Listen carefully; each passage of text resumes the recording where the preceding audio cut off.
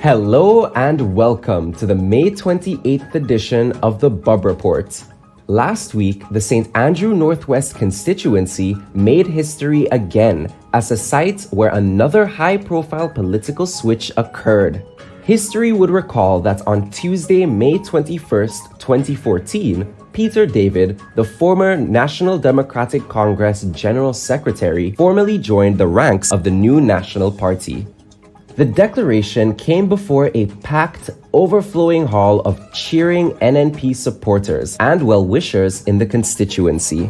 2.5 weeks later, David joined NNP leader Dr. Keith Mitchell on a tour of the Grenadian diaspora in New York, where he spoke about his political switch. The times are too critical for us to retreat in what we are used to, which is a tribal war between each other. Brothers and sisters, of course, there are those who enjoy the tribal war. To them, in their own comfort, they take pleasure in attacking. They take pleasure in demonizing. They do not care about our country. Those of us who care must work together, because I tell you, all of us, brothers and sisters, want the same thing. You need jobs for your children. You need health care for your parents. You need housing for your family. And it matters not whether or not you're NNP, NDC, ELN, anywhere. Those are the things we need, and those are the things we should fight for. 8 years later, in May 2023, Delma Thomas's rhetoric echoed that of her former NNP political colleague. And I said to the Prime Minister, I say yes. I say yes to work for the people of Grenada, Carriacou, and Pidi Martinique. I am committed to the people of St. Andrew Northwest. It has always been about you. I will continue to strive and to work hard. Prime Minister, I'm one that give real trouble for the constituency. You have two powerhouse fighting for St. Andrew Northwest. But Lalsin, you know me in the cabinet. Not one who sits quiet. One who say it as decisive. So, Mr. Prime Minister, I say yes to work with you and your team. I say yes to Grenada. I say yes to women power. I say women rise up. Let no one keep you down. Let no one say you cannot do it. And so I have pledged my commitment to work with the NDC government as we move forward. The courage to stand up. The courage to be different. The courage to say that the members of the constituency of St. Andrews Northwest matters more than whether you're in NNP or whether you're in NDC. Because that courage also, Sister Gloria Thomas has it. Because don't feel that the attacks are only going to come against Sister Delma. There are those within NDC, and let's speak the courage, who will disagree. Who would say Sister Gloria Thomas should never have reached out to her, should never have spoken to her, and that it's only because NNP lose, she's prepared to do that. So what are we going to do? Every 5 years, one half of the society should be poor, and the next 5 years we reverse the poverty. So if I give you a job this 5 years, for the next 5 years you should be unemployed, and we continue in this vicious cycle. We can't move St. Andrews Northwest forward if we continue like that. This week on our program, we cap off the dramatic last few weeks of political intrigue in Grenada by sitting with 3 politicians from the rural St. Andrew parish who have all crossed the political floor at one point in their public service careers. We welcome our guests, Delma Thomas, the Member of Parliament for St. Andrew Northwest, Michael Batiste, the former Member of Parliament for St. Andrews Southwest, and Alen Walker, the Delma Thomas predecessor representative in the St. Andrew Northwest constituency. Here now is our host, Dr. Kelon Bub, with this week's editorial titled when the International Monetary Fund comes to town, why they visit, and what to watch out for. I am Rion Charles. Thanks for joining us.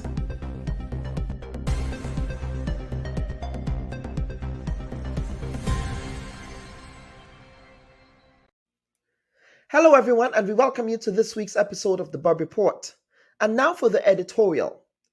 In most developed countries, the news that a mission from the International Monetary Fund is coming to visit is met with indifference. But in most developing countries, the news can cause great consternation.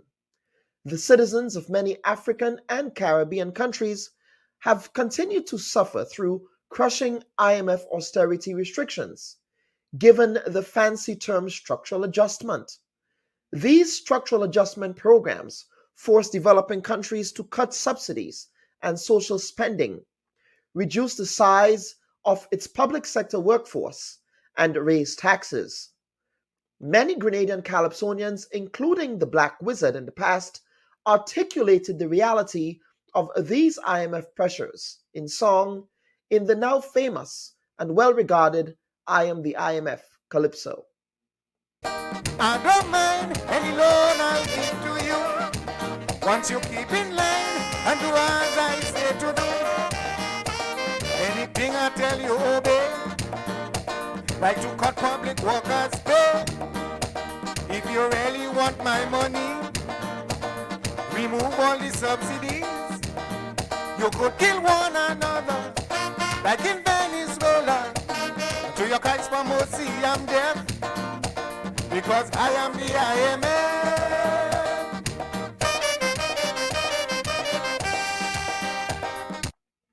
In 2020, the International Monetary Fund deployed billions in emergency loans to help developing countries cope with COVID-19, often with few conditions or none at all. Recently, IMF chief Kristalina Georgieva urged Europe not to endanger its economic recovery with, quote, the suffocating force of austerity, unquote. Yet, over the past 2 years, the IMF has gone back to imposing some austerity measures on lower-income countries.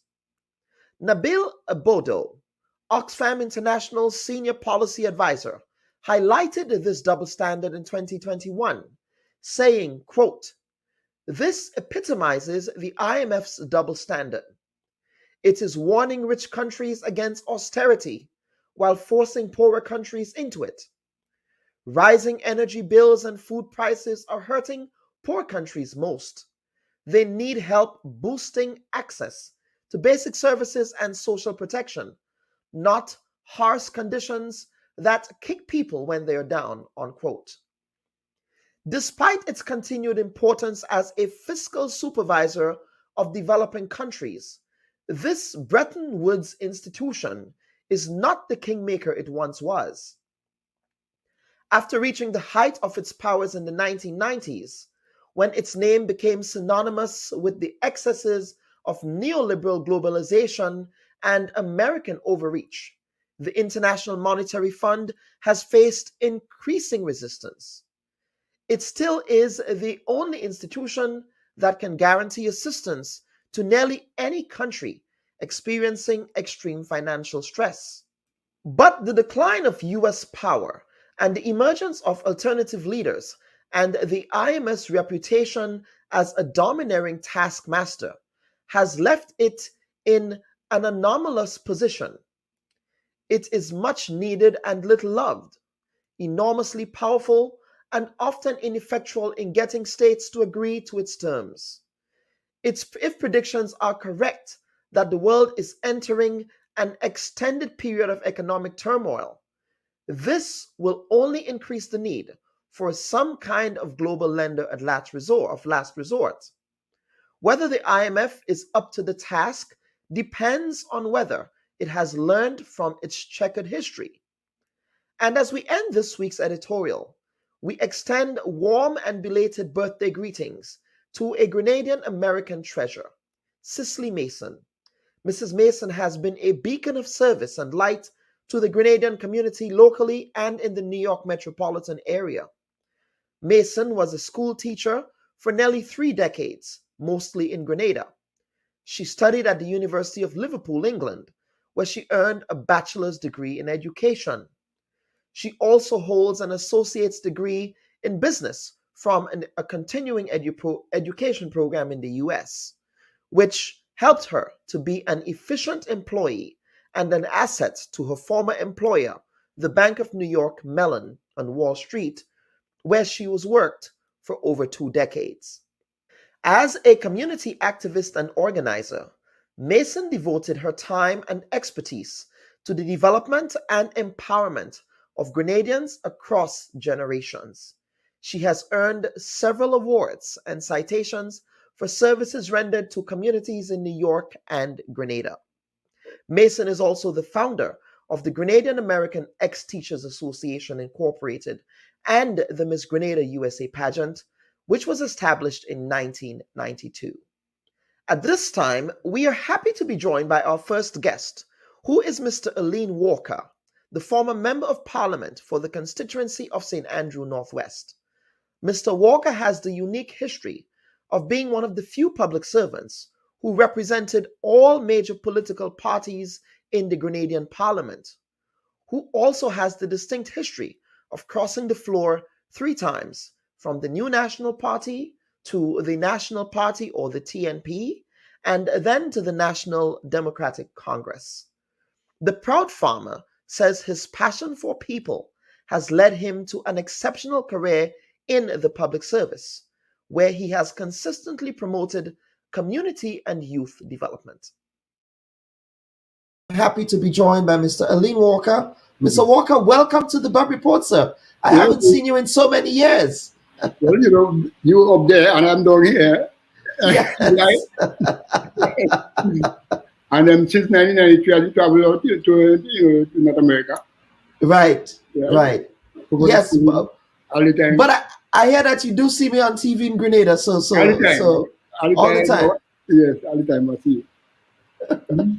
Okay, Mr. Walker. Well, it's such a pleasure having you here. Again, as I said, it's your first time on the Bub Report. Yeah. What are you up to these days? I know you don't necessarily make a lot of media appearances, but what are you doing with your time these days? No. I'm in farming. I do well. I do eggs and chicken, local chicken and sheep and and goat and things. I do that for me as a side dish. That's why relaxation. Just for relaxation. Yeah. And you're still in Lafayette. Lafayette is home. Kaduna, yeah. Right in Kaduna, right by the home. Yes. Right. Absolutely. Now, Mr. Walker, both of you gentlemen, yourself and Mr. Lal Singh was supposed to be here, but you sat together in the H.A. Blaze cabinet after the December 1985 election with current political leader of the New National Party, Dr. Keith Mitchell. Yeah. Now, in recent months, Delma Thomas painted the image of a very stubborn Dr. Mitchell, a very headstrong individual. Would you say that that is also your experience with Dr. Mitchell when you sat with him in the H.A. Blaze cabinet? No, I share different views to what she said. You know what I mean? Okay. She's a lady. She has her own experience. Yes. But you wouldn't believe Keith Mitchell was my best friend as a politician. Up to now, he's still my best friend as a politician. That doesn't mean that I'm supporting NNP. But I got the best kind of experience from him because we work in the Ministry of Works for about 3 or 4 years together. And we used to go around all through the constituencies to because I didn't know that he was interested in the politics, in the leader. You know what I mean? Yeah. So I used to be bringing him around. I'm going all the areas. He used to come at me almost every day. And especially every weekend because I used to live in Bulong, and every weekend we cook maniku and all kind of and coming up and we chatting. You know what I mean? So me and him never had no big negative thing, except when he was in the Ministry of Works, one time was a small thing, but I don't think I need to mention that now because that doesn't compare to what happening now with here and there. Right. I don't want to go on that road too much. But personally, me and him had a good relationship, and then what developing now with them is a different story. It's a different story. But back in that time, you guys served in the same ministry. That's the Ministry of Works. Ministry of Works, I know. Was that at the time? Do you remember the occasion when he got the nickname Stone? Yeah, what he got it, no, but I wasn't in the ministry at the time, but I think he and Singh was there at the time, because I think they brought some stone from St. Vincent, I think it was. Right? Because at that time, we had a situation with equipment for crushing stone, I think was kind of limited. When there was a very small stone in the quarrying telescope, I remember. And then even in Queen's Park, there was no big size equipment. It's because of, I think when he came in, we started bringing in new equipment and things like that, Okay, very well. And even during that period, I remember we had this rural electrification program going on. Correct. And he actually mentioned that in the last budget. He spoke at length about the rural electrification program. Yeah, well, Alan was in the ministry at the time. I remember the first place we light, we gave current the first time was in Munich, was the first one. And the second was in Bylands in my constituency, because Ireland used to have a nice trip to Rapport. We used to always have trips going to Carriacou on boat, St. Andrews Northwest and St. Andrews, St. George's Northwest. We had this kind of nice rapport, Yeah. So it's unfortunate how you things end up with MD and Delma. Right. And we will definitely get into that. But I want us to talk about the idea of crossing the flow in Grenada. I mean, this is not something new. People ought to appreciate that this is not new. And we will talk about the 1988 NNP convention. I believe it was in January of 1988, correct? It was that convention where the NNP delegates voted in favor of current leader Dr. Mitchell. Yes. Even though contemporary reports suggest that he had promised at the time not to challenge Herbert Blaise in the convention. Except when he went to the convention, he challenged Blaise. Is that how you recall that? Yeah, that's how it was. Because I remember just before he said that he wasn't contesting against Blaise. And I remember telling him that better he go against Ben Jones instead. Because he could win Ben Jones instead of going for the top position, because you would look bad, you know what I mean? But I mean, my advice maybe at the time wasn't valid, so he went for the top. And so Ben Jones was a deputy at the time. And every time, although I think before that, Francis Alexis was the deputy political leader. But even when Blaise going away, he always living Ben Jones still as deputy as acting prime minister. As acting prime minister, okay. Despite the fact that Alexis was the deputy political leader, because I remember when the convention before, when he and Brizan wrestled for the deputy position, Alexis got the better of Brizan. Right? Yeah. So tell me about the mood in that convention. Do you remember when Dr. Mitchell was elected? What was they called him Papa Blaise? What was Papa Blaise's reaction to that? Was he shocked? Was there an uproar on the convention floor? What did that look like? Do you remember that day? No, I can't remember. No. I don't remember what happened that day, because what happened, I was on the outside. Yes. Although I was there, I was on the outside, and then I was so disappointed, when he went against Blaise. But at the same time, you can't think for man. Everybody think for themselves, right? Understand? And you have your own ego, and you want to be on top. Yeah. And let us talk about then what happened. So that convention occurred, and for those who are still new to or unfamiliar with that history, then the New National Party was formed. When was the New National Party formed? That was from first to election 84. Remember, we had. No, I'm talking about TNP. TNP after the TNP. Yes, tell me when TNP was formed. Between that time and the election in 1990. Okay, right. Just before Blaise died, we have a TNP, and then Blaise died, I think, was on the 19th of December 89.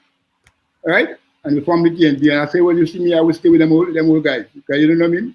I was, some younger guys couldn't guide me, based on how I see the politics was going, Right. So you had a very good relationship with with the late Herbert Blaze. I'm going to actually share a picture here with the both of you gentlemen. That's yourself. That is a young Alen Walker there. Yeah, it was in Australia. and Mr. Blaze, when was this? Australia, 1988. Sometime in August 1988, we went down there in a parliamentary conference. Yeah, and he asked me to go with him. Okay.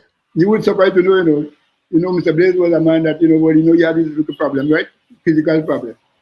And we went down, when we arrived in Sydney, boy, he couldn't move from the plane, I raised him from the top.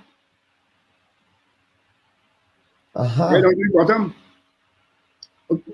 Because, they couldn't push him down. Right. He couldn't walk as he wanted. So I put him in there and I bring him down right at the bottom of the step. Yeah. And how old was he? He was in his 70s at the time, correct? I think he was 70 or 80s, He was close to 80, I think, He was closer to 80. He was closer to 80. Yeah, I think he's about 80 already, Because when he died, he was 80 something. Okay, right. Yeah. Okay, so the new the TNP was formed. Yeah. You contested on the TNP ticket after crossing the floor from the NNP in '84. Well, nobody. The NNP was in power still. The NNP was in power still. Yeah. So we made, and we I think that we power of parliament for 6 months, right? And then Blaze died during the time, and then Ben Jones became leader. He became political leader, yes. Yeah, and then we power the parliament, I think it was for 6 months, right? And after that, we called election. I think it was in March, the following year. March of 1990. Yeah, and then only me and Ben Jones won for the TNP. On the TNP ticket. On TNP ticket. And I think NDC won 7 seats, and GLP won some, and Keith Mitchell and them, they won 2 seats. Right? Yeah, and then, Uncle Ben, as I used to call Ben Jones, he decided he said that they'd ask him to join them. But I never had no discussion with anybody. I tell him whatever he's doing, I with him. So whatever decision he made, right? Then I went to my people. We had a meeting in Fire Pit in Blueberry Hill, and I tell them look what the situation is, and then he said, tell me what to do, And they tell me to join, but I say, well, I can't just join on my own. I have to wait on what the leader says. So then when Ben Jones joined, then I joined, right? So it was after Mr. Ben Jones joined the ranks of the government of did he join the NDC or did he join the cabinet? He joined the NDC, Ben Jones. He joined the NDC. Oh, he did join the National Democratic Congress. Yeah, me and him, but he didn't stay long because they fell out afterwards. But not because he can't bring me out when he wants, you know what I mean? So when he left, I didn't bother. I just stay around because so you stayed. So you did business with whatever bacchanal he had with NDC. Yeah, because I didn't know what the problem was, And then, so between 1990 and 95, you won that seat on a TNP ticket. Then you joined the NDC administration and the party. No, not yet. Okay. So after 95, I left and I went. Remember when we had the 95 election? Correct. I left Northwest and I went over to Northeast because everybody wanted to run for the seat. So I said, okay, I'll leave it for them. And I went in Northeast. I didn't know that I wouldn't win in Northeast, but I just go play and give them a chance. And they lost to Waldron. To Lorena Waldron in 1995. Right. And who was the NDC candidate in that constituency? I think it was Maguire. Okay. Maguire used to be in NCB. Okay, so Mr. Maguire. Alen Maguire. Alen Maguire, Yeah. And he right, lost. and he lost to Lorena Waldron in 1995. Right. And then you returned back to Northwest again in 99. 99. Yeah, but I lost. You lost, but then you won again in 2003 and 2008. 2003, yeah. Yeah, 2003 and 2008. Yeah. By NDC that time. So that's the time that I joined NDC. Well, they asked me to join them because, I knew I wasn't so interested in politics, but they asked me to run and I won. Yeah. Right, and you won. So now let us fast forward a bit. You have been on the sidelines, I would say, on the political sidelines since 2013, because you Yes. didn't contest an election after that. No. So outside of your farming, you would have also had an opportunity to observe the representation in that constituency Yes. from then. Yes. What are your observations in terms of, or your assessment of the representation of the constituency by the MPs who have come since after you? Yeah, well, it depends on what you're looking at for representation. I mean, I could only give an example, like, when I was the MP, what I used to do, right? Mhm. Anything that government, I make sure that I get everything for the constituency, right? So then, since after what I did in the constituency, I didn't see anything much happen that you could speak about. For example, the only thing I see happen like that in Moncton they have a daycare center, right? Mhm. And then the playing field they build some. I think when I was under Wild one time they build a community center. Not a community center. The community center was built under us when we were there in NDC. So I don't really see anything, based on the amount of money and that they say the government spending. I don't see anything different happen to the constituency, so that I could say, well, to boast about. You understand what I'm saying? Right? Compared to when I was there. Because, for example, I remember when I was on the Albert days, and we had they had a program called the Minor Works, where you get $20,000 per year to do projects, and then the money used to be in the post office. You go into the officer in the post office. Like, for example, let's say a tree fall and I want to cut it. I could just cut it. I go to the road office, make sure that the road officer come and certify that the work was done. And then I take the bill and I go to the post office and I pay the person to do it. Right? I remember when the first year I find out I did enough for the 20,000. So the second year, I went to all the village in my constituency where there was no water. And I make one order. Two these guys to work there before. Right? And when the bill came, it was $23,000.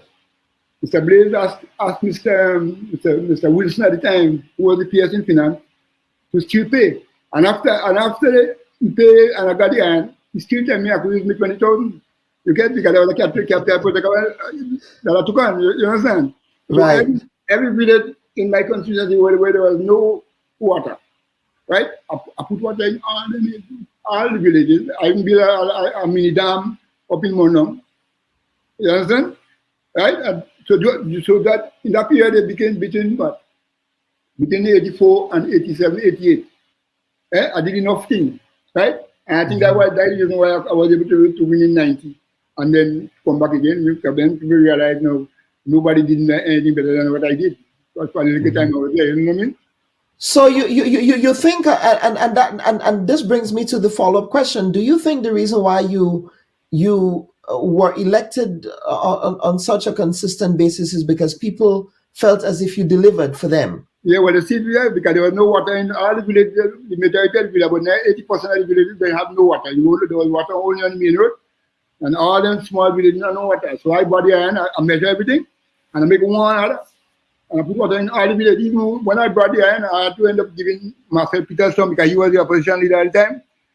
I gave him some because I had too much, Right, because he was in Northeast, St. Andrew Northeast. Right, so I went down La Poutry. I gave him the water my iron to put there, although he was the GLP at the time, right? Yeah, even Miss Andrew, Pauline Andrew, she was in Southeast, and I gave her for some of the village there. You know what I mean? Because if you have to give account of government money, Mr. Man, you have to be able for the public to see, right? And that is the reason why I thought that the people realize now that when they went away, what been happening before, and when I my little period there, they realized that's the best time they had. Yeah, let us talk about this current issue with Delma Thomas. First of all, were you surprised? So there was an election in 2022, June 2022. Delma Thomas was, of course, a big fan of Dr. Mitchell. She went to bat for Dr. Mitchell. In fact, I asked her about that in the earlier segment. Were you surprised at the way things turned out in the way that they fell out? Yeah, well, I can't say anything because I don't know the relationship too much. Just because this thing has started happening now, Yeah. right? I hear anything. Before because I don't really follow them up. I don't have the time, for it's kind of negative kind of part of life. Yeah? Yes. So I don't really know the business. Just because of over the last 2 weeks, when the things start coming to light, that is when I hear things, So I didn't hear anything from Dr. Michael. And then you don't need from one side out, you don't need from the other, so I don't want to take no part in, that discussion because I don't know what happened between them, All the time when there was tweet, I didn't know. You understand? No one was saying. They just so I don't, particularly not interested in that. Right. But let us talk about what you hope to see Delma Thomas as a representative in the constituency. Now she's on the government side in Parliament, legislating with the government side. What are you hoping to see Delma Thomas accomplish as the MP for the area? Because she has said a lot about bringing benefits to the people in the area. In fact, you have both her and Gloria Thomas. Of course, Gloria Thomas is in the Senate. But in your observation as a former MP of the area, as somebody who is on the ground in the area, what are you hoping to see done for the people in the constituency? Well, I hoping to see both of them, Ms. Thomas and both Mr. Thomas, right? They say that they're going to work together. Yes. But they never explain, and I know for just around Christmas time, they were sharing toys. But, the bigger picture now is what the different ministries have. For the constituency, how are you getting around to people? Traditionally, Grenada politics is, despite you're MP, right? And you're in opposition, you don't know wait to say, to call any shot, because you're in cabinet. Understand? So I don't know how they intend to work that out. You understand what I'm saying? Personally, I don't know how they could do that. Right. Because traditionally, for example, when I was in opposition between 2003 and 2008, I couldn't call no shot, except now for the little money they give us for constituency allowance. So the way $1,500 just try to pay for the office, pay somebody to work, pay electricity and water. That's all. You couldn't go and say, well, you want something what government have to give somebody. They wasn't bothering with that. So I don't know how they intend to get around that. You know what I mean? Right? Mm-hmm. So, Mr. Walker, let us talk about this constituency allowance, because this is still very surprising to me. Yeah. That the MP, you only get $1,500 a month. Yeah, we used to get $1,500. Well, the last time when I was in opposition, that we used to get, and then we had to pay to rent a place for office. You had to put somebody inside there, and you had to pay the electricity bill. You had to pay water.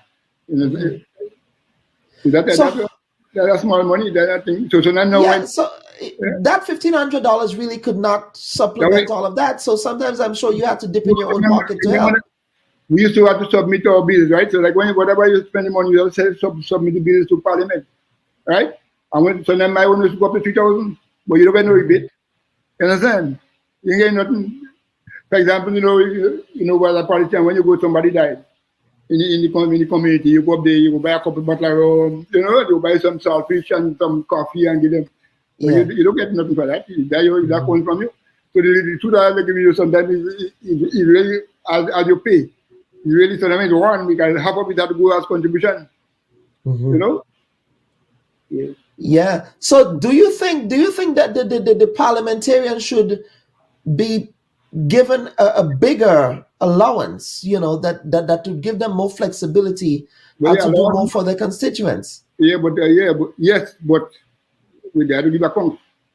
Mm-hmm. Like how we used to have it before when Mr. Blaze, when we had the minor works. You say what you're doing with the money, and then you go to the post office, and every time you pay somebody, you go there and you get a receipt, and you bring to the man. When you finish the first 2,000, you give you the next 2,000 because you have to the account of the money, and you have to do positive things so that the public will see what you're doing. Because you're giving people in the pocket, you will never receive. You have to do things where the public will see. Yeah. Like for example, what did the water and things like that. Because I know after 2003, I think they were getting plenty more money than that. The constituency. But I don't know how they used to go around doing it because I never inquire. Yeah. But I know when we were in the opposition, when they get the 1500, we have to get account. Yeah. And how did you manage? So, for example, somebody from the constituency comes to you and said, this is what I'm dealing with, but you may not necessarily have the funds at the time. How did you communicate with your constituents that, I may not have the funds at this time, but this is how I can help? Yeah, but it depends because if it's somebody with government is concerned, with government is concerned, you have to wait the ministry. So then when they come to me, I have to tell them what the ministry, whatever request they make. We have a particular ministry that is responsible. So I will have to negotiate and know, what not everything that in a ministry that would come to your constituency, right? But if somebody have a personal problem, and maybe that I could handle it personally, because I used to have friends making contribution, and we used to make a lot of dance, right? We used to make a lot of dancing something, and people to make contribution, So when these little things come up, you have the constituency branch, and you have an account. And you have your chairman and you have your secretary and everybody. So when anybody make request, you go to the constituency branch and make a contribution because sometimes you can't make it. You can request to government. You understand what I'm saying? Yeah, very well. Let us talk about the current NDC. Of course, your party. I suspect you're still a member of the National Democratic Congress. Yeah, but I don't remember either because that is the modern, the modern. That's the new age NDC, yes. Yeah, and they really impressed me, I don't say anything, but I look at what you think the promises that they make, they're keeping them. So I don't know. It's up to Grenadians to decide now what is good and what is evil. You know yes, right. Because so much thing happening in this short space, just about close to a year. And so much thing happened, so much thing happened that look as though it's miracle that happened. So, But let us unpack this. Were you surprised? Were you surprised that the NDC won the election? No. Because already, I told them they would win 10 seats. I thought we would have win the one Northwest. Oh, you thought they were going to win Delma's seat? Yeah, because I say we would have won 2 in St. Andrews, and I was confident on that one, right?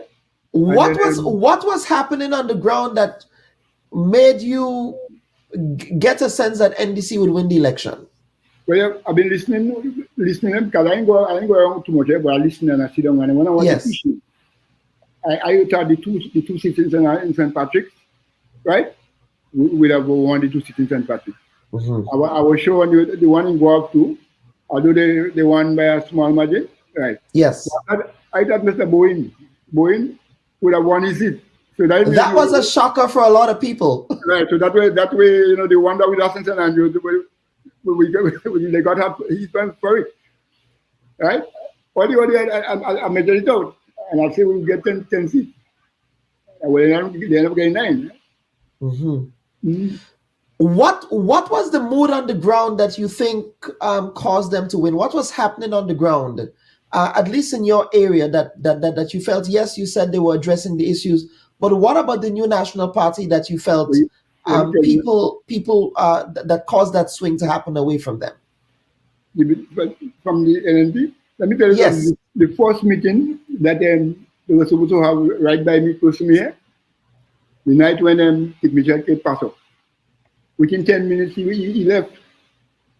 Within 10 minutes, he went and said a few words. Right? By the time I said I leave him to go up there to him, he passed back down. The driver blew me poop and they got back down the way. Within about 10-15 minutes.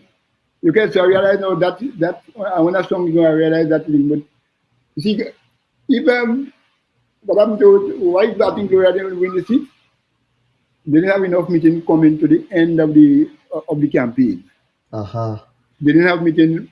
Election was what, Tuesday? Was Tuesday what election? Correct. Right? They didn't have no meeting Thursday, Friday, Saturday, Sunday, Monday. Right? Election is Tuesday. You understand what I mean? I used to have only 7 meetings. The last 7 days before the election. Every time. Mm. Just the last, who want to have a meeting, have a meeting. I just used to have the last 7 days. I know everybody going to say what they're saying already. So actually, June 22nd was a Wednesday. It was a Wednesday, but Or the Wednesday, right? So yeah. almost 8 days. You know, no meeting. Yeah. And that's the way I used to, that is the way I used to think, because everybody have meeting already, and I go in there now, and I'm going to why. Understand? I always think that how many numbers, I used to do the numbers on the ground. I used to do how many numbers, I used to be here, and all of them boys going through page by page, and nobody know why we used to do. Understand? Yeah. And then most time when the election result come out, I call and say, give me figures first. Yeah. You're one of those people, yes. And so fast forward now with what's happening with Dr. Mitchell and the new National Party. Does it have any resemblance with what people are trying to challenge his leadership? Does it have any resemblance with what happened with Blaise back in 1988-89? Well, no, remember, nobody challenged me yet because no audience, nobody come up yet. Well, the rumblings, there are rumblings. It appears as though the only person that has come forward was Mr. Peter David, and Dr. Mitchell on a radio program after Peter David appeared on this program said, we should not be talking about leadership now. I know we didn't talk about leadership because remember now, 65% of the voting population now looking at youthfulness. So if you that what how long I give up that thing, I give up since I was 60 something. Before I was 60, I give up that. Because you have young fellas come and then modern technology and that's so acquainted with it. Try to let me back out and let young fellas come forward. You know what I mean? Right? So I don't see why it's not my estate to say well I have to hold on to it. So I don't see why you would if you don't want to hold on to it. I mean, it's different personality, he's your own person. I can't tell him what to do. You know what I'm saying? But I don't know, it's up to him. I thought if I was here, I would I would have started molding somebody. Not even by election and even before that. Even though they're going to stay in with it, but you have to keep it aside there. Yes, and give them a practice to see why you look at $5 you will get. Because I'm going to stay with farmer and you have to do that. Yeah. So your thinking around that is, when you get to a certain age, you enjoy your retirement, go and enjoy your farm. And you don't have to forget the politics completely. Like how I forget, I just started politics now, Right. But I mean, you groom fellas, but you have to give a fella that practice still before you give the legality. You have to tell them, you give somebody a thing to see what they're up to. You have enough time. You have 5 years. The first year you give the first person. You don't like what they go in the second year you give somebody else. You know what I mean? But remember you can't give. Remember it's the convention to give. The delegates. Correct. The delegates, yes. That is right. And then I define their party group because to have delegates, you must have party group. And that is the problem with doing politics. You understand? You have to have party group first before you could choose. So every polling division will choose the delegates and say, well, okay, election coming up when you reach someday, that person only for that person, and then you choose on your own and who come up because you party that day. Yeah. Can you remember in 1984 we got government before we get party now? You right? Because that was in 1980. Yes. People come in the campaign time. So we get government, and then the first NNP party group here in Grenada was mine in Paradise. I had the first group. Nobody else had group. You understand? I had to invite them to come up. All them big heifer. I had to invite them to come and meet. You understand? Right. So it's all for the same thing, I feel because he's a doctor or whatever, he's entitled to think. But when I won election, the only place I went to school was in SAS and in Bella School and in SAS. And I will tell you something, Mr. Walker. I will go out on a limb to say this. You have much more lived experience education than a lot of these people with the qualifications combined. Yeah. When I won election in 1984, the principal of SAS, I think I was there, Mr. Julian. Yes. Right? Because you're a past student of SAS. Yes. Yeah, and 10 years before me, nobody passed maths in SAS. Yeah. Yeah, so me and Baron St. Clair. But you remember Baron used to be in education. I think he used to do something in maths in education. And he alone, we are no teacher. Yeah? And we passed. 10 years before, nobody passed maths. Cambridge, well, O-level maths at the time, you know. Right. I started doing A-level maths on my own afterwards. But then, you know, when you start working and chase money, you don't bother with education. Yeah. But two final questions, Mr. Walker. The first one is, if you were to give advice to the new NDC, the new look NDC, with its new leader, Prime Minister Deacon Mitchell, what advice would you give them, especially in respect of serving people? Because one of your hallmarks, one of your characteristics that people have known you for in the politics is somebody who had people. You were a people-centered representative. Every politician that I speak to in Grenada, off the record about you, that's one of the things that they say. Alen Walker loved people. He loved people. He loved being on the ground. You didn't care about particular government ministries. You cared about representing people. That doesn't make you win the next time. You know? Right. You have to get to people, and you have to know what is the problem. People have to tell you the problem because you live in a village. You're supposed to know yourself, everybody's problem. So you have to find a way to walk around it. You can, because you as the MP, you're supposed to get to know people. And what you're supposed to do, you're supposed to, in every village, you have a coordinator who is responsible for you. So this person would go and find the people and them who have problems and come and tell you one by one. You understand? You don't want everybody coming and blind by you because you see now, I remember example, one time we was giving out houses. Right? Housing material. And we had 9, but 10 people applied. Right? And we had 9 set of material, but 10 people applied. So somebody stayed out. So I tell them between them, decide which one stay out. You understand? Yeah. And nobody want to decide. So I say, okay, it will be up to me. I hope I don't get back. I said, just the other day you put an extension on your house, you will stay out. You know, you tell the person that straight up, you don't play around with that and then.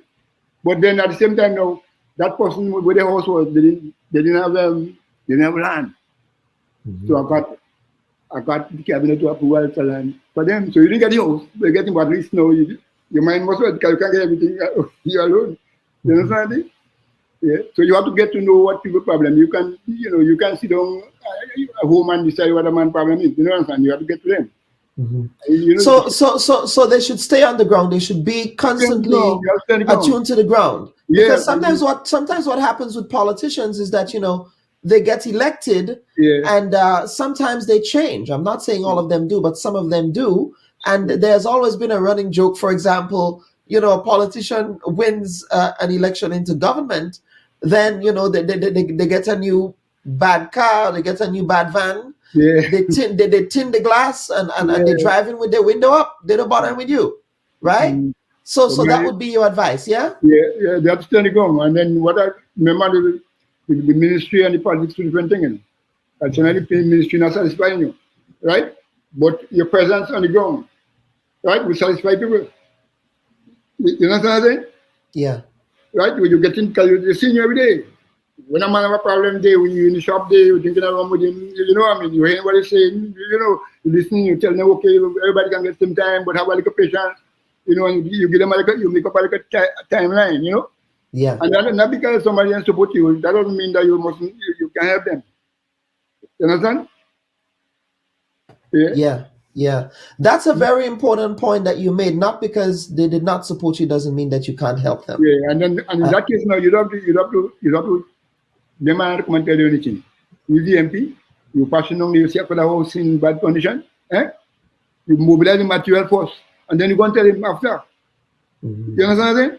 That's why it's operate. You see somebody have a problem, you don't tell them anything. You just go and surprise them. You understand? I remember one time the lady house call because normally I live a flat, so I pass into mountain, by land, go right through the constituency with it, and so then more now you're out of the way, so when I evening time you go inside together with the whole 2 miles inside, you make time to go up there. Yeah, and then when I pass the lady house fell the morning, and by 2 o'clock, material on site. You understand? Because those days we used to have the material in Simon. We are there and you just, you make a request and then, Yeah. And helping people is the way out. You know? And again, it definitely is. The community, whatever we realize is that the community spirit kind of gone. We are community group, Then everything is political thing now. You must mix up the community to avoid the conflict. You understand? So if you have community group going actively, then another problem now we have in there go be shut out. Yeah. Definitely. And Mr. Walker, finally, final question here. You tell me what you do with the farming and so on is, how are you taking care of yourself? You still go around in the community, do you still interact with the people? Right now I'm back in the crease now. You're back in the crease. Yeah, home. There are places I go, but I don't go far because I don't have to go far, you know what I mean? I have my farm and I have everything here. Yeah, that's why I don't worry. So the farm keeps you happy, the farming keeps you happy. Yeah, because every morning about 6 o'clock I go out and I come back in about 6. Right in the yard there, everything there. You have to come and see what you call it. No, the next time I'm home, I'm coming up to Lafayette. Definitely. You have to come to the tabernacle, man. That's where I live, the tabernacle. You call it the tabernacle. All right, Mr. Walker, thank you so much again for appearing on the Bob Report. Any final words, sir, before we get to the next segment? Yeah. I'm asking Grenadians to have patience with the government, all right? Because in my view, I see they're on the right path. Right. All right. All right, viewers and listeners, that was Mr. Alen Walker. He was the Member of Parliament for the constituency of St. Andrew Northwest. In fact, if we were to trace Mr. Walker's history, Mr. Alen Walker was the Member of Parliament who won that constituency on more occasions than any other Member of Parliament in the history of the constituency of St. Andrew Northwest. So we thank him for appearing on the Bob Report. So viewers and listeners, please stand by. We will be right back after these messages. Should your loved ones pass on, they deserve to be treated with dignity. And at S.A. Johnson Funeral Home, we can provide you with that service. We can take you every step of the way during your sorrowful moments. When that need arises, call S.A. Johnson Funeral Home at 347-777-9797. That's 347-777-9797. S.A. Johnson Funeral Home is a Caribbean family-owned funeral home here in Brooklyn, providing funeral services, but in a dignified way. From cremation to burial to the repatriation of your loved ones, you don't have to go through the hassle, as we provide exceptional service that allows you to mourn and heal peacefully. For more information, visit our website, www.sajohnsonfuneral.org. Send us an email at sajfuneral@aol.com or call 347-777-9797. S.A. Johnson Funeral Home, because you deserve to be treated with dignity.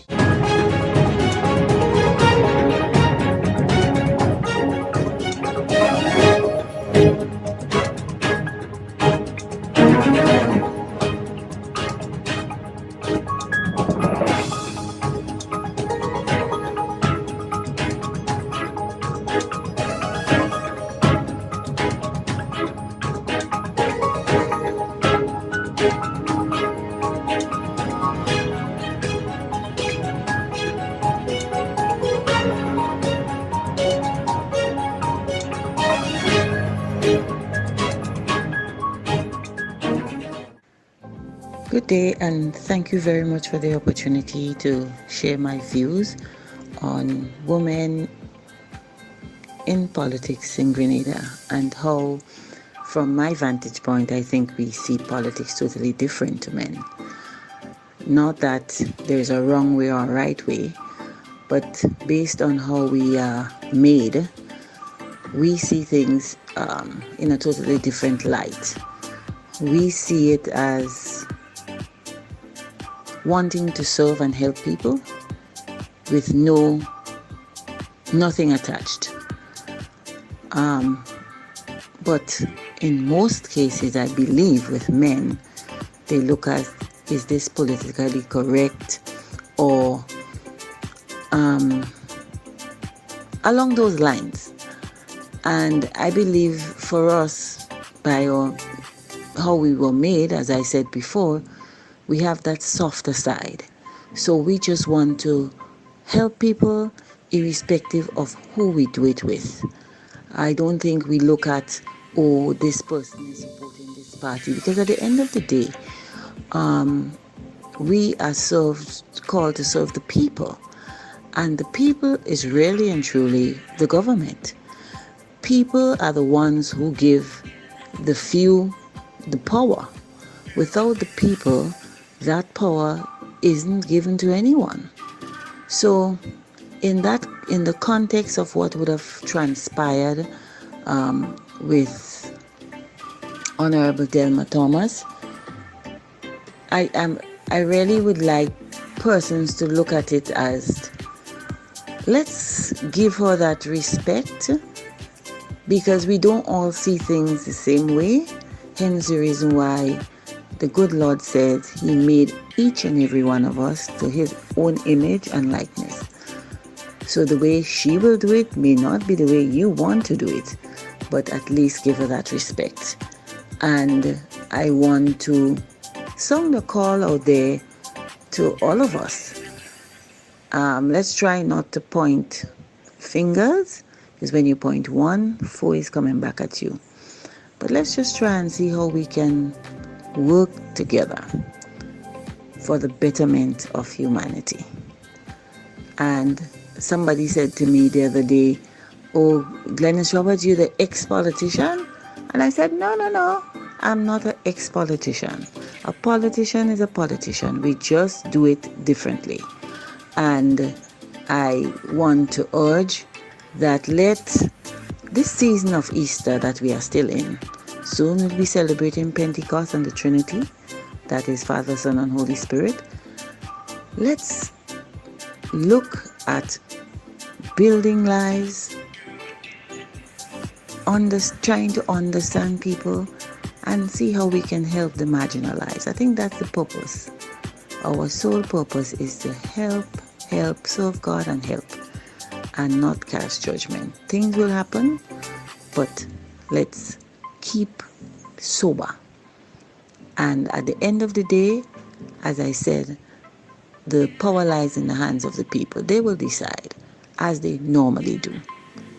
Thank you.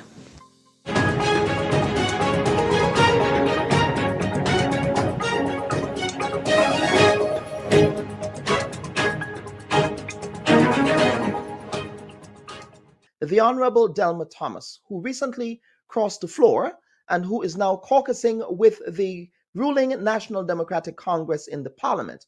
Although she is not in the cabinet of the country, she is certainly caucusing with the National Democratic Congress in the lower house of parliament. We are also joined by Mr. Michael Batiste, who also crossed the floor to become the leader of the opposition back in the early 2000s, when he was then the minister responsible for agriculture in the then New National Party administration. And again, this program intends to reflect on the manner in which political switches occur in Grenada and its significance in the context of Grenadian political history.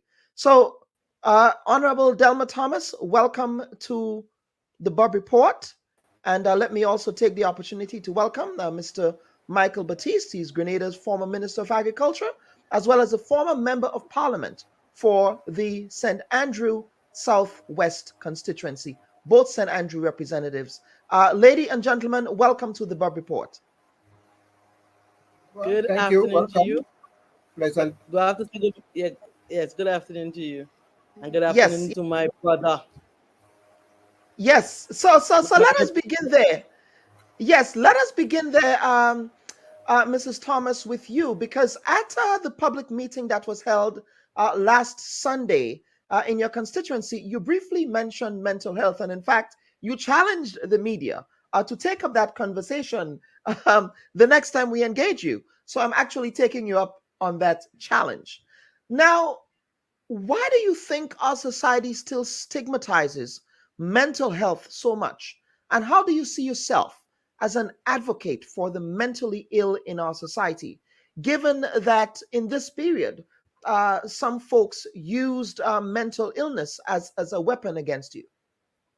So I'm still trying to say, I mean, I understand maybe you say education when you're talking to people who are at the lower educational strata, but you find it with people who are right up there using it for different reasons, not only political. There are other times when people fall out and they would tell you your mother this and, and all that. So I'm not sure why we are still here. And to me, it's really an issue that needs to be addressed, but we have to look at maybe there need to be a multi-dimensional way in how you deal with the issue of mental health and mental illness, and how you get people to understand that you don't, just like how you have cancer, you have diabetes, you have hypertension, there is the issue of mental illness.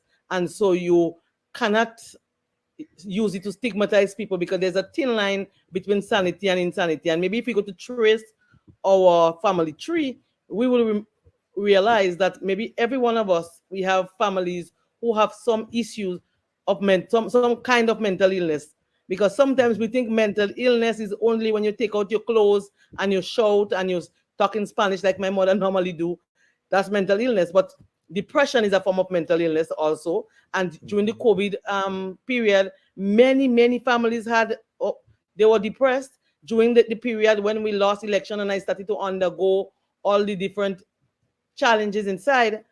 I too was very depressed. So I would not shy away to talk about that I never had experienced any form of mental illness, because just being depressed and being sad and crying and all that, it's a form of mental illness because your mental health is affected.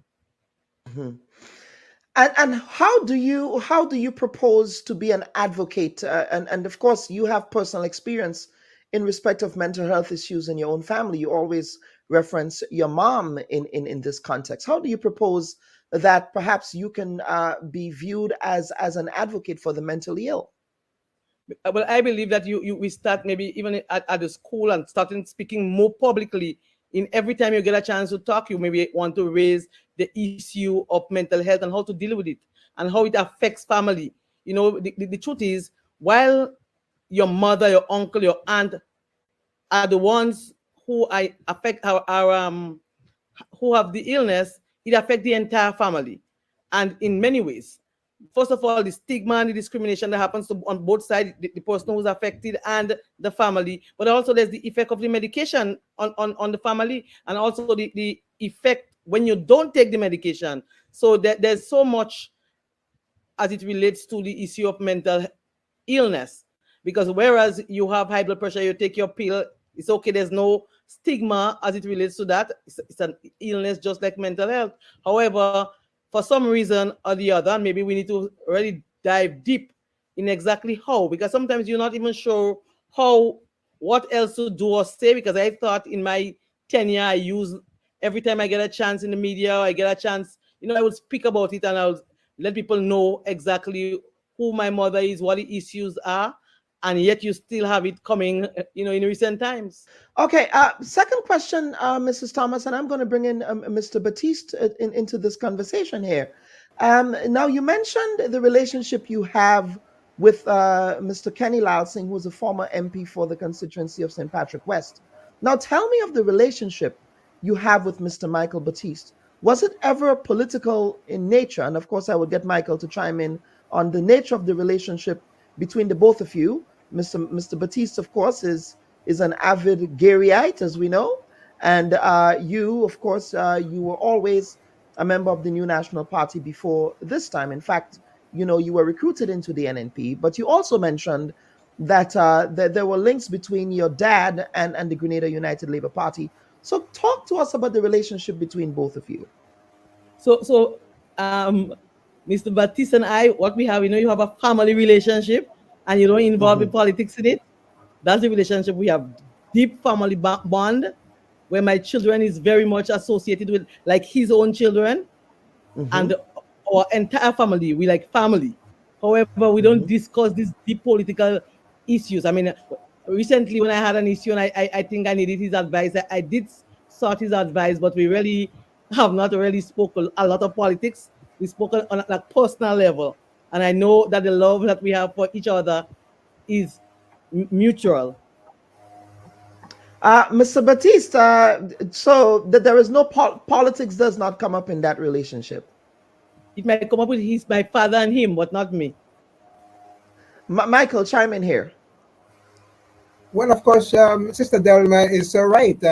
Sister Delma has some beautiful children, and some of them I call my sons. It started with my daughter and her son, a very bright, a very respectful, ambitious young man. A young man who when I first met him, I was happy with her choice and still happy today. And someone who I embrace as my son. He was welcome in my home. We don't discuss politics except when I try to indoctrinate him with through the politics of Uncle Gary, when I would try to give him a history of the background of the GLP and the struggle, but not to make any comparison with anyone, because sometimes they, as children, they don't know much about our political history. Now, there was something very interesting that happened a few years ago, I think leading up to the 2016 elections. I was coming home and I saw him coming off the bus.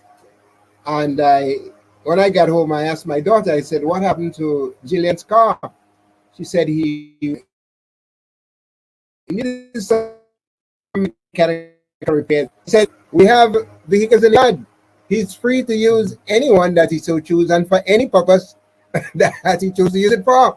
The campaign was on. And I knew that he had to campaign with his mom and all of that. So I threw it out to him that it was okay to use it for whatever purpose he wanted. A few days later, I was bombarded with calls from all over that I am Jack on both sides. Here I am. I'm a brutal opponent of Dr. Mitchell. And here I am. My vehicle is loaded with NNP stickers. And all the little shops that I stopped by to have a cup of coffee in the evening times, I would engage in some heated discussion with folks. How could that happen? And I would simply say, my daughter is and the Thomas family are closely in a relationship. I supported it. I love the family. I love the young man. He's a respectful young man. I authorize the use of it, and I authorize it for any purpose whatsoever. So it is then that the public started to get a little insight as to that relationship. There are times when I may lose my key, and I would call him and I say, Julian, can you make can I get a copy of the key? I lost my key, and so on. So he was a regular member of my household, and my daughter the same way. I remember going into the hospital. But that is what I used to tell the guys when they bring it up, that of my vehicle being used for campaigning. I used to tell, look, I go into the hospital on several occasions, and who I would meet at the hospital? Miss Thomas, her husband. Sometimes they're there with balloons and even celebrating my daughter's birthday. There are times when my daughter would go into St. George's to buy medication, and she runs short, and she would say, well, Dad, I run short of money. I'm going to stop by Miss Thomas, and I will you'll give it to me when I get home. And I said, no problem. So it's a one love thing. We never really discuss politics. When my daughter died, the first person that I called to inform them was the Thomas family. So I saw they came in. She wept openly. At my home, I saw her around my daughter's grave, and she was there throughout through all the proceedings. So I saw her not as a political person. of course, I had differences with some of the policies, and of course, I espouse that openly. I have differences with a lot of the NNP policies, but when it comes to the relationship with Miss Thomas and her family, there were no politics, none at all whatsoever. And up to this day, I did not discuss politics with her, and we just had mutual family relationship.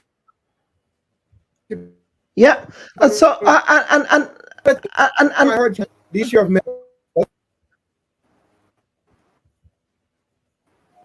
I think Michael is breaking up there a little bit. Okay. Yes, Michael. What can? Yeah. Go ahead. You were talking about the mental illness bit there. Yes, I think she's right about that. I think our society have not really handled it properly. Even the authorities. I had a cousin who had mental health issues, and whenever he got sick, they would send in the police, and the police would use brute force on him. He was shot several times by the security forces, and I advocated then. I said, this is not the way to treat a mentally ill person. There was a time he went into the nutmeg pool in Munich, and he stole a lot of money. He demanded a lot of money from the attendant, and what he did with the money, he went outside and started sharing it with everyone outside. I mean, he got a few years in prison for doing so, but he didn't do so because he wanted the money for himself. It was just he got sick, and the authorities never handled it properly. And so we have a lot of work to do, not just with mental health. It would be remiss of me if I didn't mention the other chronic disease, diabetes, sickle cell. There are times when the sicklers go into the hospital, and sometimes the attendants at the hospital see them as a nuisance. They see them sometimes as faking the illness. And I think the time has come where we must advocate very strongly on behalf of the mental care and other chronic disease, diabetes and high blood pressure. We must pay particular attention to this illness. Sickle cell, for one. There's a large percentage of our population that suffer with sickle cell. They go into the hospitals, there is no medication. They treat it with scorn and so on and so on. And I think the time has come when we must be more sensitive to some of these illness. Mm-hmm. And let me bring back Mrs. Thomas here. And this is a question I'm going to pose to the both of you. And that is, you've just articulated how good of a relationship both of your families have. You set aside political differences, despite the differences you have politically, of being on different sides of the political fence, especially with Mr. Michael Batiste. He has been a vehement opponent, Honorable Thomas, of your former boss, Dr. Keith Mitchell.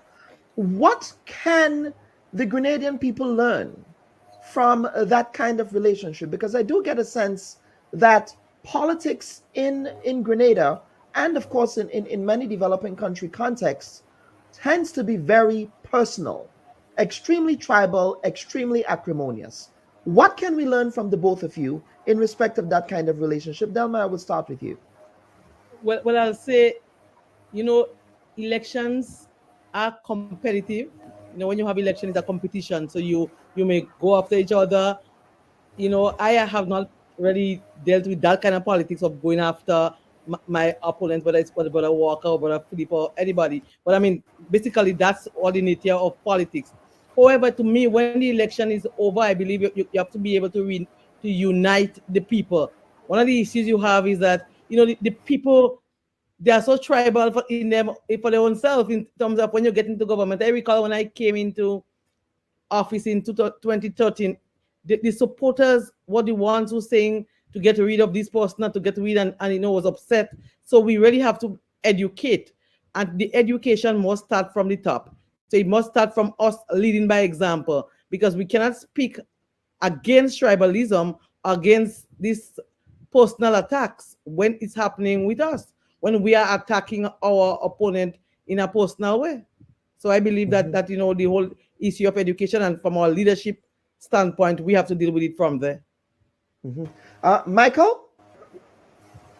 Well, I think it's the political parties, the leaders that create that sort of tribalism. You know, as a young boy growing up, I remember the GNP and the GOLP, and they fought viciously in the campaign. And when the campaign was over, everybody got back together. I think it was from 1979 when the PRG took over, overthrew the GOLP, and we started calling people counter. We started arresting people and putting them in prison without a trial and so on. We saw the Great War that took place between the GOLP and the NJM, where it led to bloodshed in some instances. So I think it was from that time that we created this great divide. And then came the new National Party in 1985. And of course, they continue with the tribalism, because when you have openings, you see, if we level the playing field, we open up the system and we make it transparent. Like, for example, there's a contract for development of a road. You have to take it away from the politicians and put it in the hands of the where it is transparent, like the tenders board, where each and everyone can participate fully in the process. But when you single-handedly give 2 or 3 people contracts after contracts and contracts, their children are eating, and then the neighbor's children is not eating, it creates that kind of division. So those who are not eating are now supporting another side with the hope that if they win, they will start eating as well. We have a history in Grenada when one party wins the election, half of the population becomes unemployed and the other half becomes employed. So we have to open up the system. And one of the ways that we do so, we have to create a healthy economic climate. We have to make a bigger cake so that everyone can get a piece of that cake. Is the scarcity of opportunities that cause that kind of tribalism. If we were to develop a prosperous Grenada where everyone has the opportunity to participate in the development of the country and to participate in the economic benefits of the country, I think we could cut off the tribalism right away. Mm-hmm. Ms. Thomas, do you agree with that position in the way that Michael articulated it? Yes, I believe. Yes, I think he said a lot of things that are correct. You know, when one government wins, then you realize that people started losing job and that's because of the scarcity. So a lot of those things are contractual jobs. When they come in, then once the contract is ended, or sometimes even before, and it happens on both sides. And that's why in the first deliberations at the parliament, or the first budget being in opposition, I really call for us to look for a change in how we operate. You see, you can be dishonest and say, well, it is only happening now when it has never happened in our time, when you were there and you saw it happen. So what we have to talk about is, as we move forward, let us look at ways to create more jobs so that those who voted the NDC can get a job, and those who supported the NNP can still have a job. So because at the end of the day, we are all Grenadians and we all have to live in that little rock of ours. And so we want to be able to provide for all families.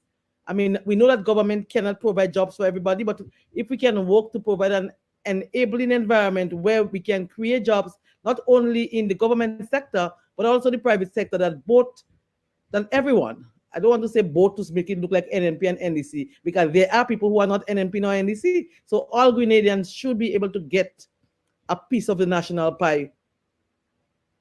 Mm-hmm. Now let us fast forward a bit, and I'm going to bring my Michael in here. Michael, when you crossed the floor, it was only you. It was 1 against 14, the lead of the opposition. But Delma, when she crossed the floor, it was 9 joining 1 minus the 5 that you left on the other side, Delma. But let us talk about the mood in the parliament on Tuesday. Can you take us behind the curtains? And what were those interactions like with your former NNP colleagues in the parliament during lunch? I mean, we only saw, because I know that you guys have lunch after the sitting, So what was that like? Where did you sit? Did you sit in the same location? Did you have lunch with the same people? What does that look like? Well, you see, in normal times, I do have lunch with everybody. I sit everywhere. If people know me well, I'm not the one, I'm the jovial one, because sometimes I sit with Karen, sometimes I sit with other members of the government before, and just talking with everybody. So I sat, when I came in, I sat on a table, and I think Tevin came there and Karen came there. Karen will always come by her mother. So Karen came there, and Sister Kate and the others, they were together. But just coming in from a hefty debate, I did not. We were talking, we were communicating inside it. But because three of them were sitting together, I'm not sure what the conversation was about there then. So I did not go and interrupt them, but I sat where I was sitting, and I did have conversation with them because we good. The truth is, I do not have an issue with Kate Skeeter Lewis. I do not have an issue with Sister Emmeline Pierre and Clarice Modest, no Peter David. So we are good.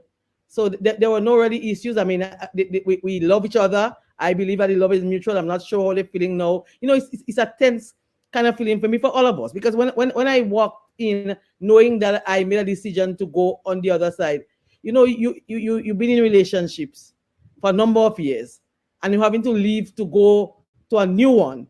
There's you have emotions. You feel there's mixed emotions. You're going somewhere new, so you feel kind of excited that you're gonna not having to deal with the issues that you were dealing with before, but you also feel sad that you are leaving people who you are close to, people who you love, people who you had conversations with, and so it mixed emotions. But sometimes in life it's like that. You are in a relationship, you would prefer to stay in the relationship, but if things are not working out well for you, then you have to walk away. I believe we have, as leaders, we have told wives and husbands, to walk away from relationships that you deemed abusive. When you feel you no longer have a place at the table and you're no longer respected, that you should walk away. Don't wait until it gets worse and then you have other things happening. Then you walk away. You're trying to walk away. Sometimes you see women with big tape on their face and you say, your husband hit you, and they say, no. There are issues, but you cover it. So I do not believe in covering issues. I've always said, the day my husband decided to raise his hand, we have to go our separate ways, because I've never, the truth, you hear me being very poor. Let me tell you a secret about me. As a child, I only get lashed twice.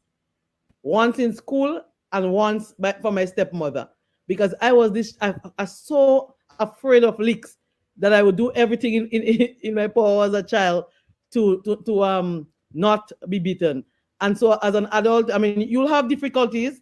You must appreciate in organizations, in relationships, you may have challenges, but how you deal with those challenges and those difficulties really will be what matters.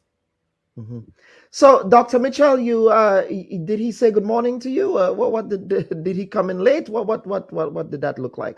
No, I met him there. We did not run into each other, so I would not know if he would say morning or evening. But the truth is, I have no real serious I have no real because issue. As you said, you have not been communicating with him for a while. So no, for a long while. Yeah. Yeah. So I'm saying that I don't have no issues.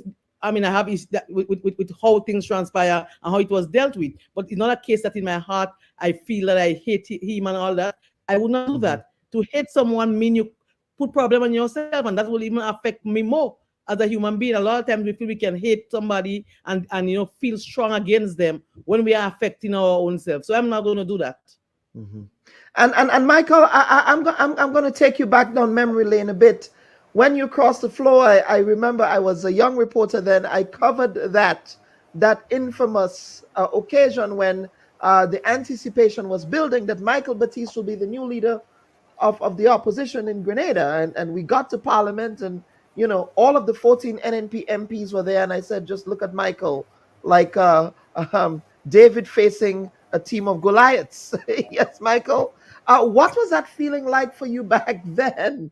It was great, and it was great, joyous anticipation, because of course I was happy to be in the opposition. The relationship with I and Dr. Mitchell was not always good, so it was not unexpected that sooner rather than later I would be out of there. I think the break came when I heard on the radio that Peter's Code was released on medical grounds, and she was going to England for medical treatment.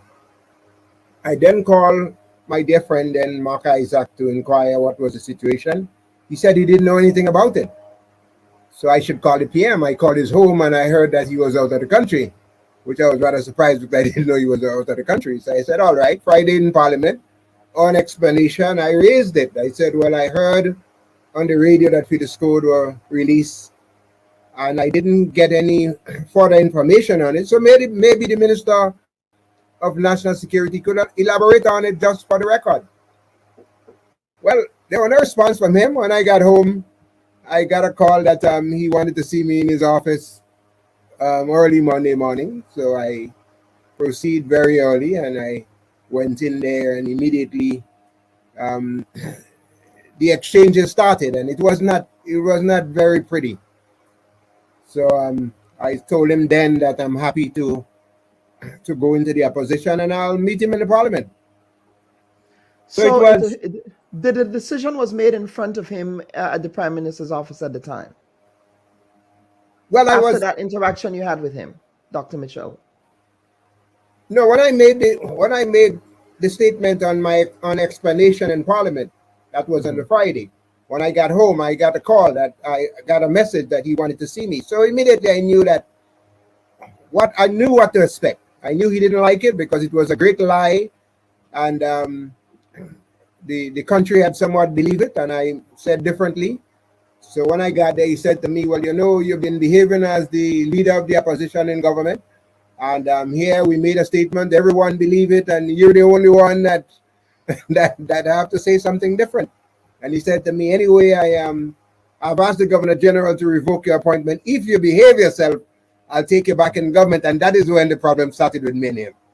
I couldn't tell you what I told him then when he said those words, because I thought as someone who is totally independent, I thought he was being disrespectful. So I didn't hold back my words with him then.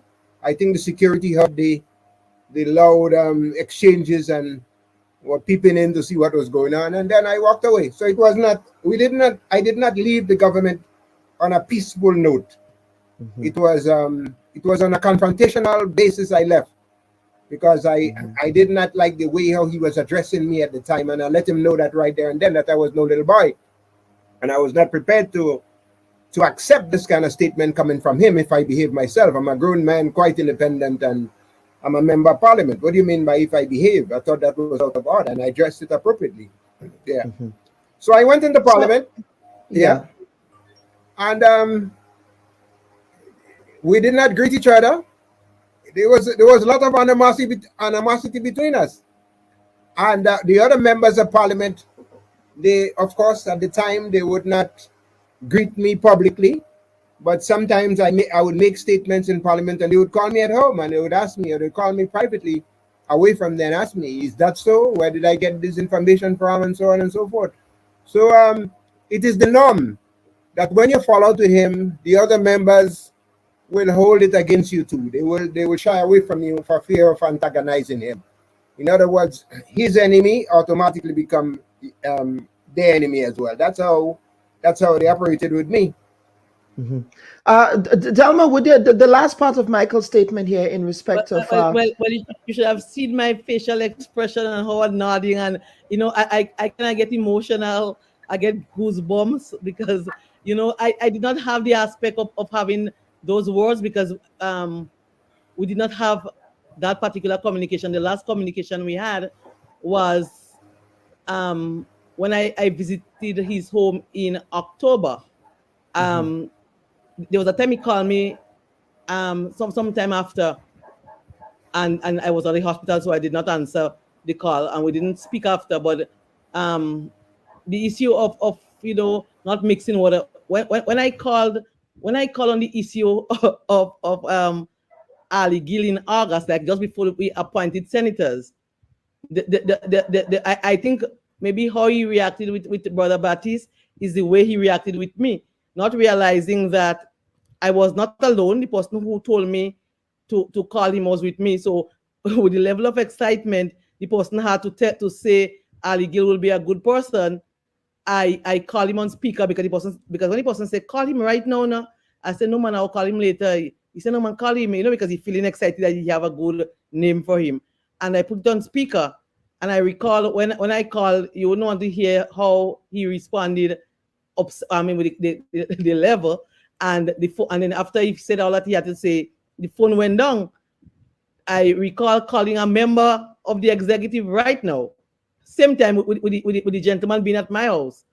And I said to him, well, I put myself in trouble, yes? And I told him exactly what happened. And the other gentleman who was with me also is a friend of that executive member. And he told him, boy, this man no easy.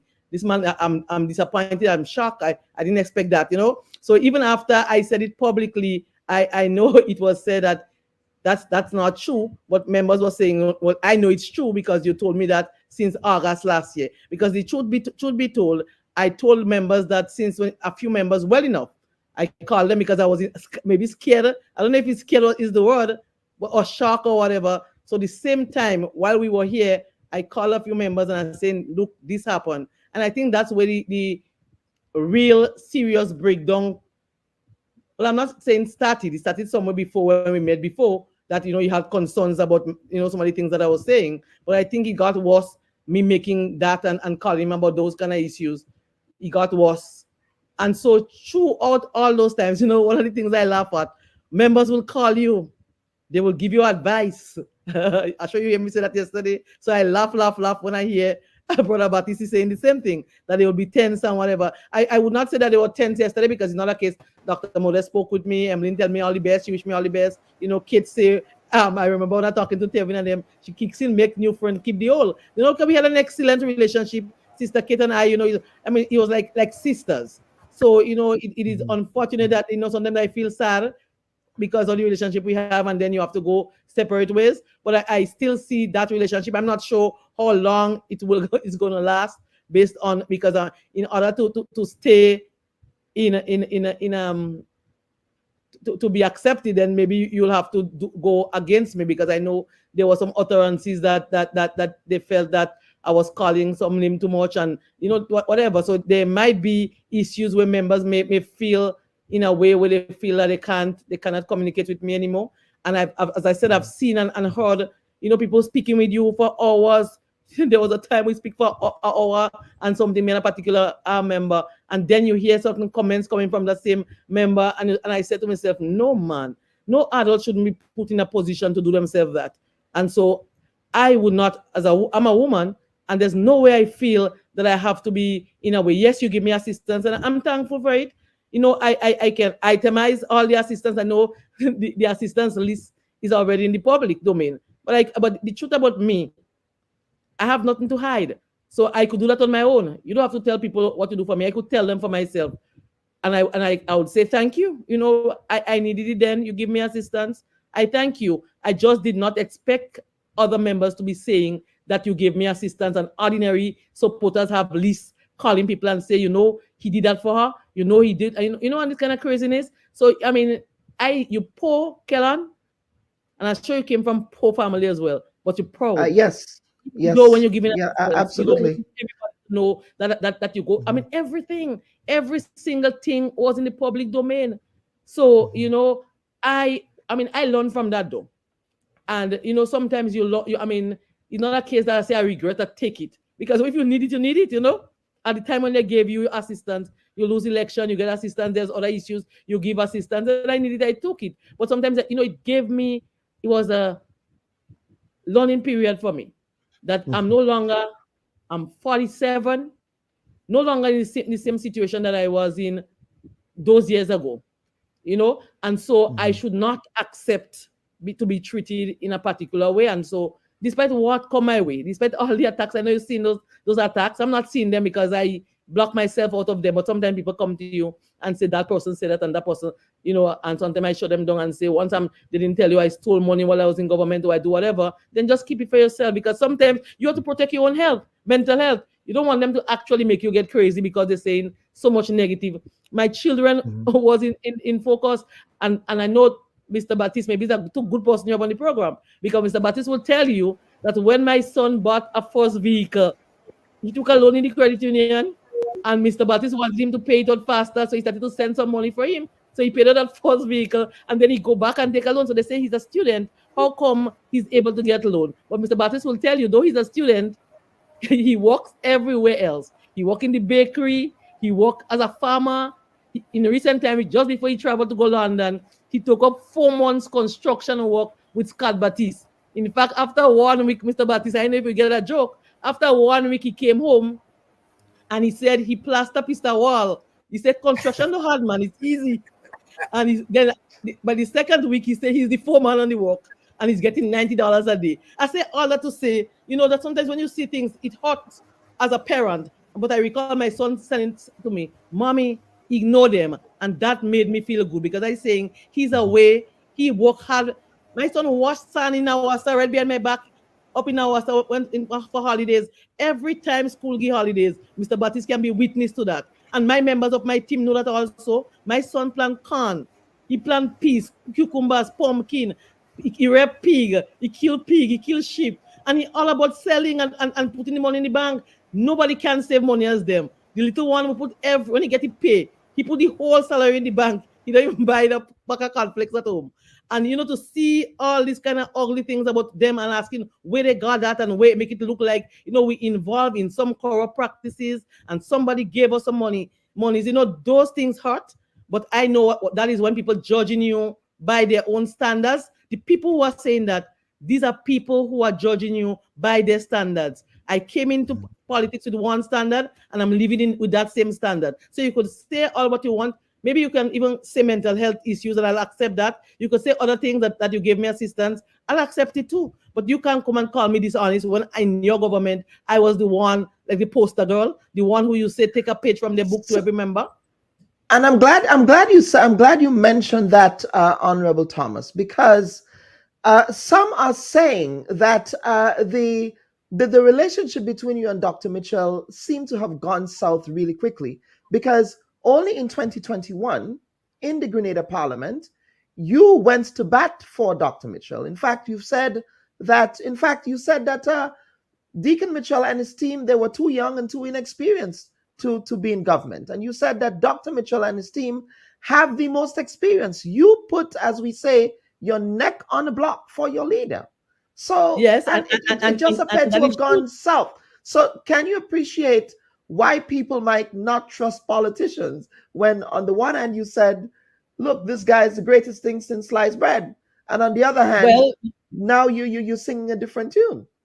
Right. So listen, at that time, those are straightforward factual statement. Prime Minister now, Deacon Mitchell, and the team are young and inexperienced when they came in.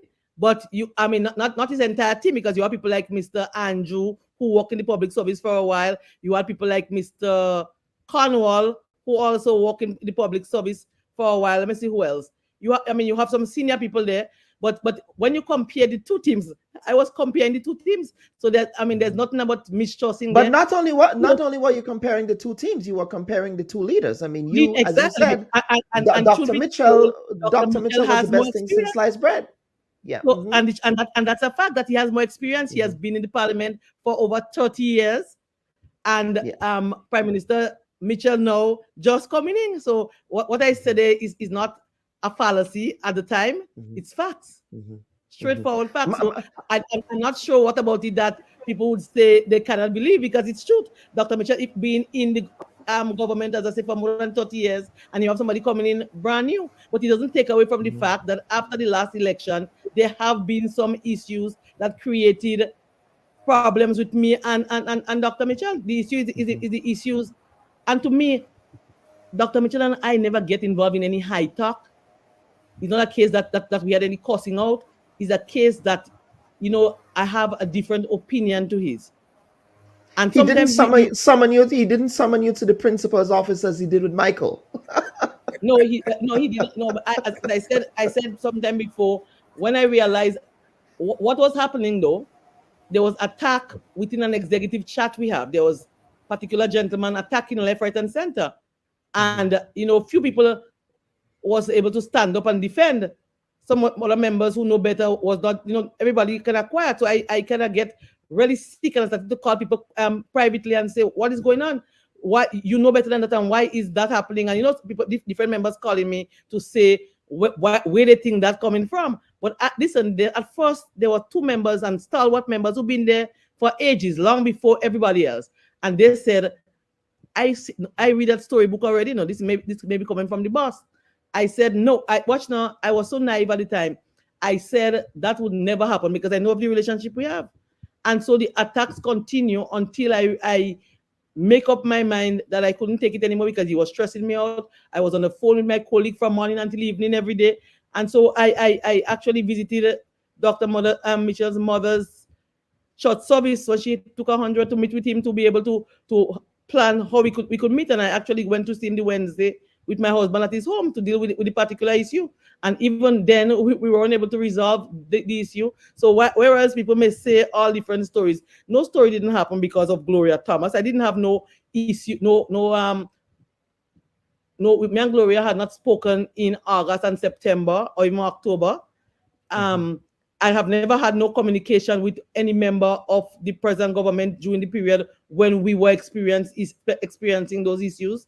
And those issues, if you speak to Kellen, maybe you might want to have a private conversation with some other members of the executive private. Because if they are members of the executive, I don't expect them to come on your program day to tell you exactly this is the case. Because they're part of an organization, and as I see it, they are protecting the organization. But the truth is, everyone know, or mostly everyone, was aware of the situation because I started calling members because you're looking for support, you're looking for resolutions, and they're giving advice and they're talking and anything, but you realize that, as Mr. Batiste said, they will talk to you and then you might hear them in the media saying something else. Or avoiding, like the General Secretary, Mr. Roland Bola, avoiding to answer questions, or the the former Prime Minister. I for one say I empathize with Mr. Bola, and I would not throw him under the bus. I from where I sit, I know what he's going through. I know what he went through, and I just empathize with him. I just empathize with him. That's all. Yeah, Michael, I'm going to bring you back. You've been following the slide from grace, the fall from grace.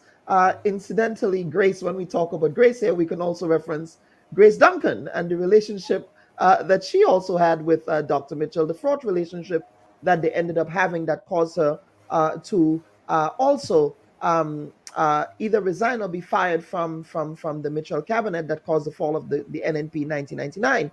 But based on what Mrs. Thomas described here in respect of the leadership style of Dr. Mitchell, would that be consistent with what you also observed when you were in government, or even a part of the New National Party?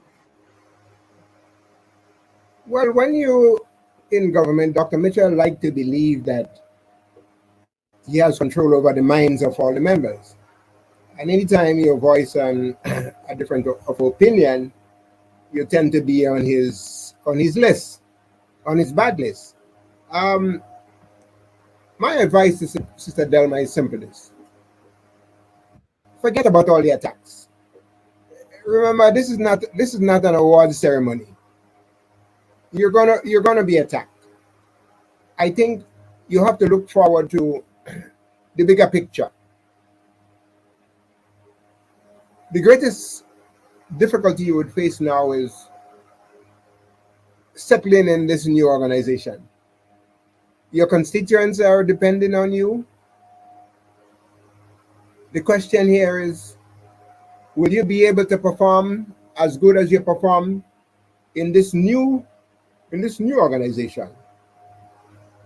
There's lots and lots of roadblock ahead. Number one, the constituency. You have to be given a free hand. You now have to engage in a lot of political discussions with this new organization. I remember when I first went into the NNP as a GOLP member under the Strategic Corporation, I encountered lots of difficulties. I ran against Larry Joseph at the time. I won the seat, but yet he was still behaving as if he's the NNP caretaker in the constituency. As a matter of fact, I remember one Christmas day we had a confrontation in Ladig where he was handing out toys, and I had to tell him, no, that's my domain. You can't do that. And the political leader had to step in, of course, and settle the matter quickly. It was only settled because of the differences with Dr. Fletcher. When they recognized that Dr. Fletcher was someone that can leave at any time, they started seeing me as their insurance policy. And therefore, whatever I requested for the constituency of St. Andrew Southwest, it was given to me freely. So I had a free hand in looking at the projects that needs to be done, had a free hand in terms of the constituency. So the task ahead of you now is the political one within the organization. There's a caretaker in your area. You have to balance there. The people in your area now, some of them are confused now that you're in NDC and you had someone there as the caretaker. The people will have to have a clear understanding as who is the person, who is the go-to person. You know how it is in politics in poor constituencies. So in the very near future, I think your greatest concern right now is the political situation in your constituency. You have to sort that out and sort it out quickly. You have to be in a position where you could provide all the goods and services for your people. If they allow you to perform and to reach out to people the way you did under the new national party, you won't have a thing to worry about NNP. But if you are just going to go into that organization and place on a chair and looking up at the ceiling with nothing to do and with no sense of power, then you would have some problems in the constituency. So stop worrying about what the NNP would say. They will say a lot and they just start, but that will die down quickly enough. I saw the leader of the opposition in the parliament last Friday, and he fired a shot across the bow, and he fired it at you. You mean on Tuesday? On Tuesday. Yeah, and yes. I'll tell you what he did. Very astutely. He said that the Public Accounts Committee is not duly constituted. And I heard one of the members on the other side telling him to shut up, which was disgusting. Under the standing orders, a person who is not a minister have to be a member. A person who is not a minister in the government have to be a member of the standing of the Public Accounts Committee. He made that observation because he want to make sure that he remind them of the rules, so that not all the members of the government in the lower house can become a minister. It was a deliberate act. So watch that closely and process it and see how it plays out, because he used that card, and he did not. It's been 7 months, 7 months. He never raised it. You see, when there is no opposition in the House, the standing orders allow for members from the other place to be members of that Public Accounts Committee. But when there is opposition in the House and there is a member in the government that's not a minister, that person automatically, or not automatically, the government must name someone who is not a minister to be on that Public Accounts Committee. I hope it's not you. I hope it is not you, because if you are, you'll be under the chairmanship of Dr. Mitchell and 2 or 3 of your former colleagues. And that is where some problems political problems might ensue. So watch that. But Well, let us watch this space. I'm glad you raised that. Stop worrying about what he or his supporters may have to say. The die is already No, cast. so I'm speaking of what is said while I was still there. So I was just giving the Right. reason why there was a need to get out. Right now, to be quite frank with you, I am not bothered of what it's not a case you're human. So some things you feel you have to respond to. Sometimes you feel, but I mean, it's not a case that I'm sit down moping and groping like I did from in last year. Now it's a different journey. Good. Absolutely. As Yeah. the journey now starts, as the Calypsonian said. Now let us and we have about 2 or 3 more questions, and then we would go to a break to end this conversation. Let us talk about speaking of what the other side has been saying. One of the criticisms that has been levied against you, Honorable Delma Thomas, is the notion that as opposed to being laser focused on the leadership of the new national party, that you are not focused on or advocating for a lot of the issues that are currently occurring within the construct of this current administration. For example, the issue of the displacement of people who were originally assigned housing at the public Chinese public housing facility there in Karikou. They said that you were silent on that. They said that you were not very forceful in respect of the reallocation of seed funding, because in fact, both of those issues occurred under the ministry that you commandeered when you were in government. How do you respond to the idea that perhaps you were laser focused on trying to just have Dr. Mitchell step aside as leader without also focusing on those other issues that a majority of the population seem to care about, especially those who are of the poor and vulnerable demographic? So on the issue, so let's start on the issue of Karikou and the houses. Maybe Yes. I did not make any public statement on it. However, I did engage the government on that particular issue, because the first aspect is that housing authority was given the mandate to give out those units. So only in Karikou that happens. So if there's an issue as it relates to following procedure by the cabinet, then you cannot hold the people who are given the homes, hold that against them.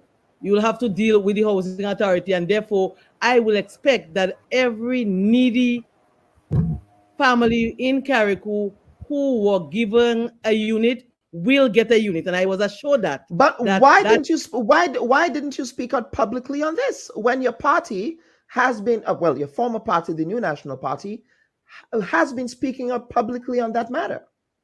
Sheldon, you hear me, Sheldon? Kellon, I'm not Sheldon Scott. No, I'm kidding. Kellon, those period. So you may say, well, I spent time talking about my leader. Do you know what depression looks like? During the period when people are asking me to deal with the issue that confront the people, how do you deal with issues that confront people when you have to deal with the issues for your own self that affect you and your family? Can you really deal with issues that affect the nation when during those periods you are battling your own issues privately, where you are crying secretly? The only people that know you're crying is those who are calling you, those who are providing support for you. So during those periods, I did not make any public pronouncement on it because, as I said, I have been dealing with my own battles, my own trials. However, I did engage members of the government because I know that when you're talking about families that are needy and need assistance, you don't allow politics to get in the way of that. And I even spoke to the Minister of Housing, but I also spoke to the Minister of Karikou and Pedematonic Affairs on that particular issue. And I want to say to the people of Karikou, rest assured that the people who need those units will get those units. I've always been a champion for people in need, and so I'll continue to be that champion. So yes, I agreed. I did not say anything. I was dealing with my own personal battles at that time. Okay. All right, and the other matter as well that your party raised, again, it goes back to So the hypocrisy. Yeah, I go wanted to ahead. talk about You wanted to add something. the The issue of seed. seed. Sorry, yes, I didn't give you a Yes. chance to answer So that. Yes. I did address it publicly on more than one occasion, and what I did say is that when we gave this 100, you have to be honest with yourself.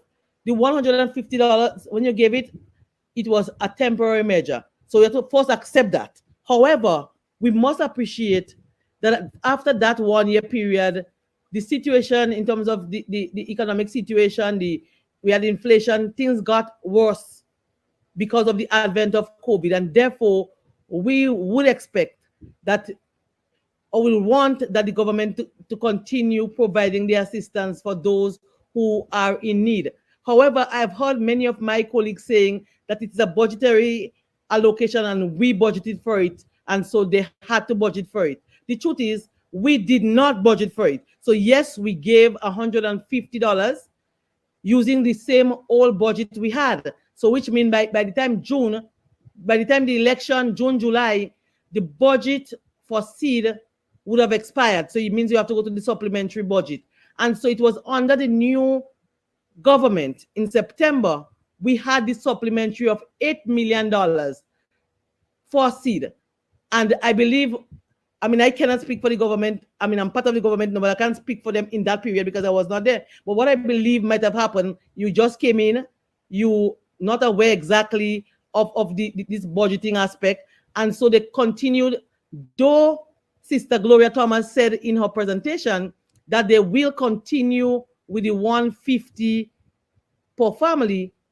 You realize from the budgetary allocation that was not there. So they go ahead with the old budget, and so we had that difficulty. Should they not have continued with it? I mean, the material conditions on the ground, the economic and material conditions on the ground have not changed. So that's what I said. I said things got worse, and so I would expect that they should have continued with that program. And I'm saying that whatever, even given more, because the truth is, when families need, you must appreciate families who have no other income than $350 or $400 would need more than $400 to survive for a month. So I believe that they should be given and be given more. I also believe that we can review the whole program, because why I'm saying review, there are, before the advent of paying pension, we had some public officers in the lower strata who would have no pension, and therefore in some instances they were given the assistance of seed because they qualify. Now that they're getting pension, then you must appreciate that these people should no longer be on the seed program. And if we can get all these people who are now receiving pension to no longer be on the seed program, it means that you can give even more than the 150 to families who need it. And I have been speaking with Sister Gloria long before I even decided to join the government. I know her concern and about that issue, and I do expect that we can see some changes in that regard. We will want it sooner than later, but I believe that they will look and deal with that issue. Kellan, anything as it relates to assisting poor families, I will always champion the cause for poor families. I will always champion the cause for elderly. And I will go further to say that we could look at more ways in which we can assist them. Some of them have hypertension, they have diabetes, they have other illnesses. Can we also find ways and means to provide a medication together when we are providing that other assistance?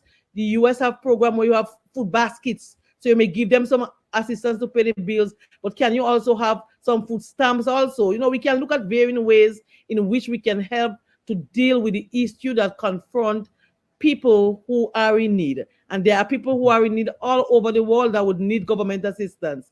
And we believe that government has that responsibility. As a social studies teacher, one of the basic responsibility of government is to provide for those who cannot provide for themselves. And so I will continue to advocate, and know that I'm part of the government.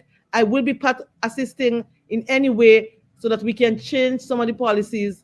We can help to enhance some of the policies that would provide better services for our needy families across our country, or families who are less fortunate, who are not in the same strata like us, if we can, whatever we can do for them. I came from them, and so I will continue to champion for them. Mm-hmm. And finally, before I bring in Michael for some closing comments here, the issue of your motivation, and of course, there's two parts to this question.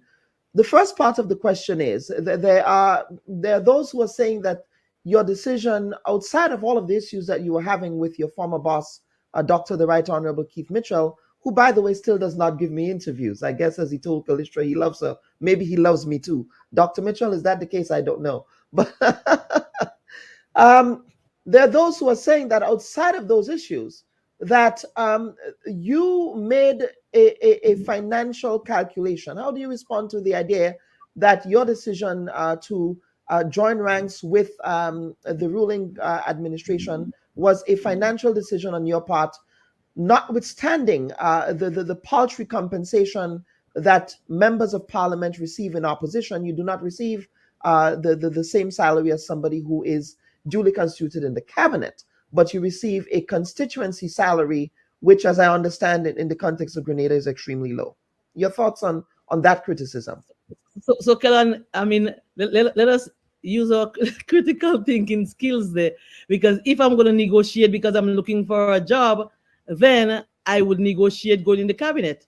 You don't think so? Because that's where the money is being paid. And you know, if you know me well, my life is an open book. So I'm going to tell you some things that maybe you not aware of. First of all, when I made a decision to leave the New National Party on after April 11th. That's when I was sure that I'm not going to continue with the New National Party. However, before that, I was offered a job. I got a job in the private sector.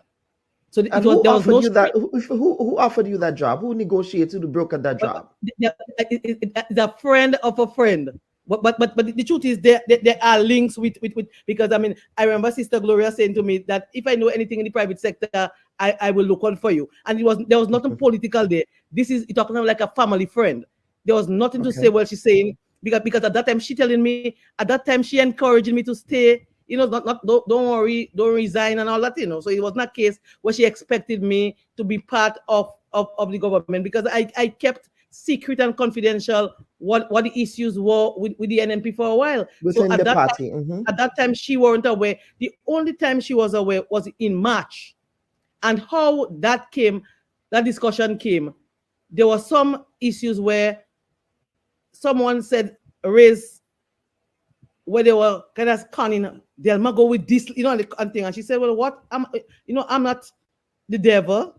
I came to you genuinely, not because of any hidden agenda. I wanted to do work in the constituency. She told me about the mountain issue. That's the village where I live, where she had a hard time during the election time. People, you know, very negative. So she's saying that no. She said, I'm not no. And she did tell to me, I'm not no, I'm not no politician. You know, she gave me the whole history, which I will not, I mean, that's personal, how she ran for the election. And, you know, we spoke like friends.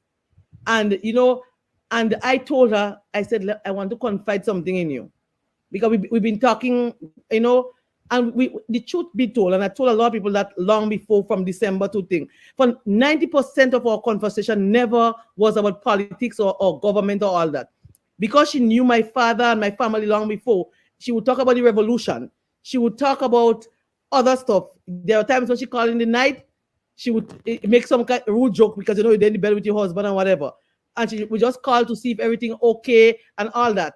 And, you know, sometimes I say, sometimes God intervene in a way that we do not understand as human being. Because the truth is, we had someone who you would call a political enemy coming into my life and calling me, not talking politics. So then there were times when she called, you cook your husband lunch already? Well, let's go in Brush Governor. And, you know, sometimes I would go with her and bounce up her other workers in the field, and they would say, well, give her a ticket, let she come in that function. And I tell her, listen, let them know that I'm still a member of the New National Party. I'm not going to no party function. I say we're working together in the government, not anything to do with, you know, and we kicks and joke, and, you know, we think about that. There were times we go to a funeral together, and I'm talking to everybody I meet and stopping here. Now, well, what do you think election is next week?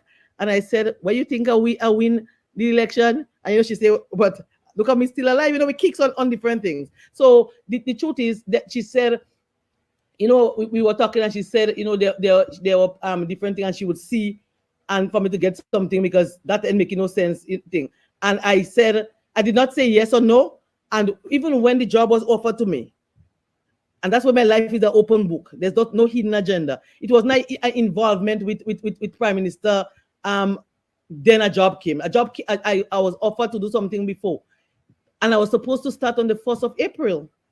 And even you're still kind of hesitant. So I did say I want to hold on because I had to travel. Truth is, I had planned to travel for my anniversary, which I didn't. But in my mind, I was just thinking, and so I did not accept to start any. And it's a private, as I say, it's private sector. It was nothing to do with government.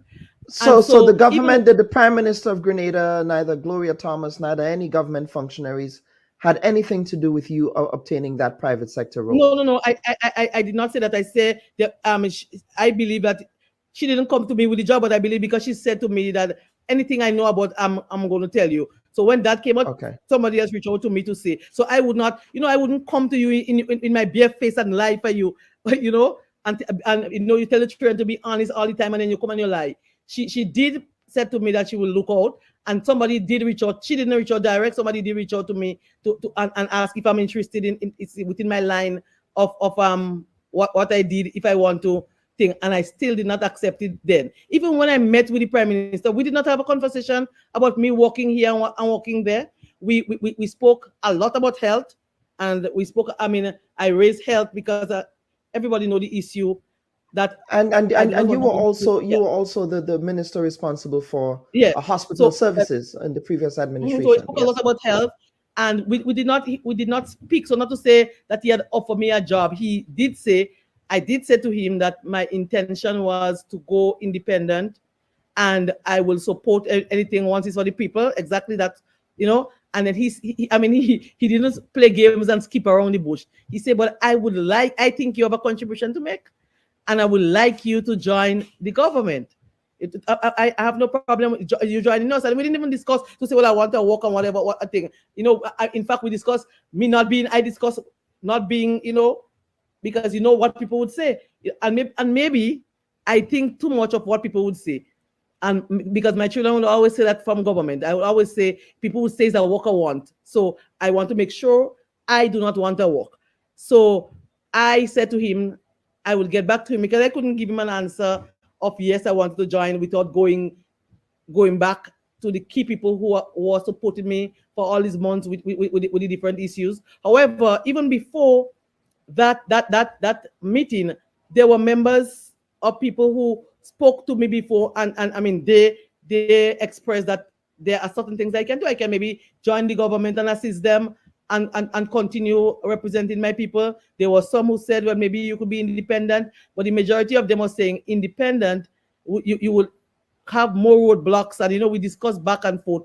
And so I went for a couple of weeks, discussed back and forth, tried to decide what's the best, speak to even members of my former team and ask the genuine advice, because we have genuine friendship, me and others. Me and some of the members of the team, we have genuine friendship. So I would ask them, I even said to them that I met with the Prime Minister, and that's his take, and that's what I'm thinking.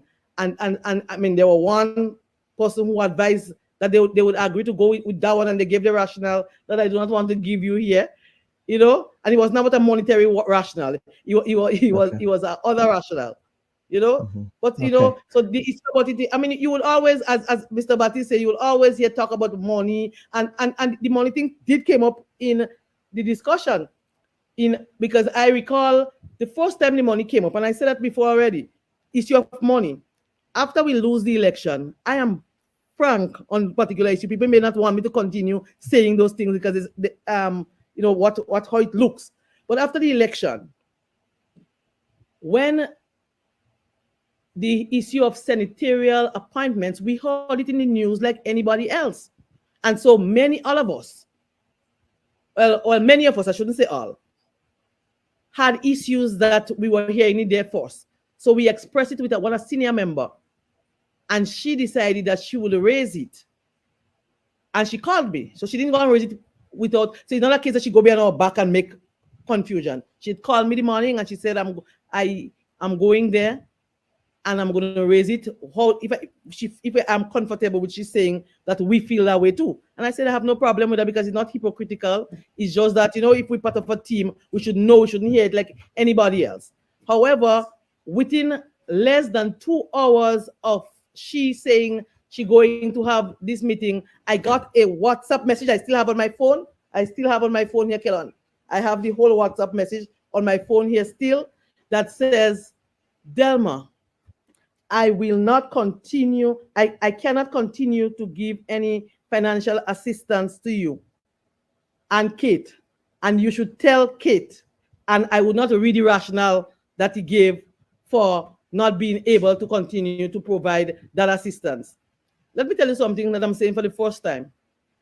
After the last election, and we would have been promised those financial assistance, I told my colleague that this financial assistance would not be for more than 6 months. And so she should plan for that. I said, I've experienced it in 2008. I say, I'm in a different situation now, and I express the situation that I'm in, that we no longer own on our home. So it means that I give, my history. I say my husband will take the monies that we were paying for the mortgage and we will buy a bus. I'm a public person. My life is an open book. So sometimes people say, that's not a business. Keep that quiet. So I told my colleague that. And so we will be able to have monies coming in because his money will automatically be paying the loan that we're taking to buy the bus in the credit union. I'm saying all that to say because I know you've seen you've seen those information in social media. You've seen vehicle registration number and all that. So we took a loan in the Grenadian credit union. That's the only bank we have. I mean, I have an account in Ariza for me to have money there because I have to take some money from, I have to write them and say, put a $2,000 on a check in Ariza because it's what I have to payroll. I don't have no other source of income.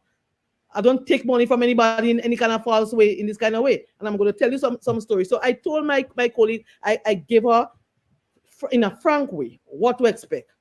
So when that message came to me, I only said, okay.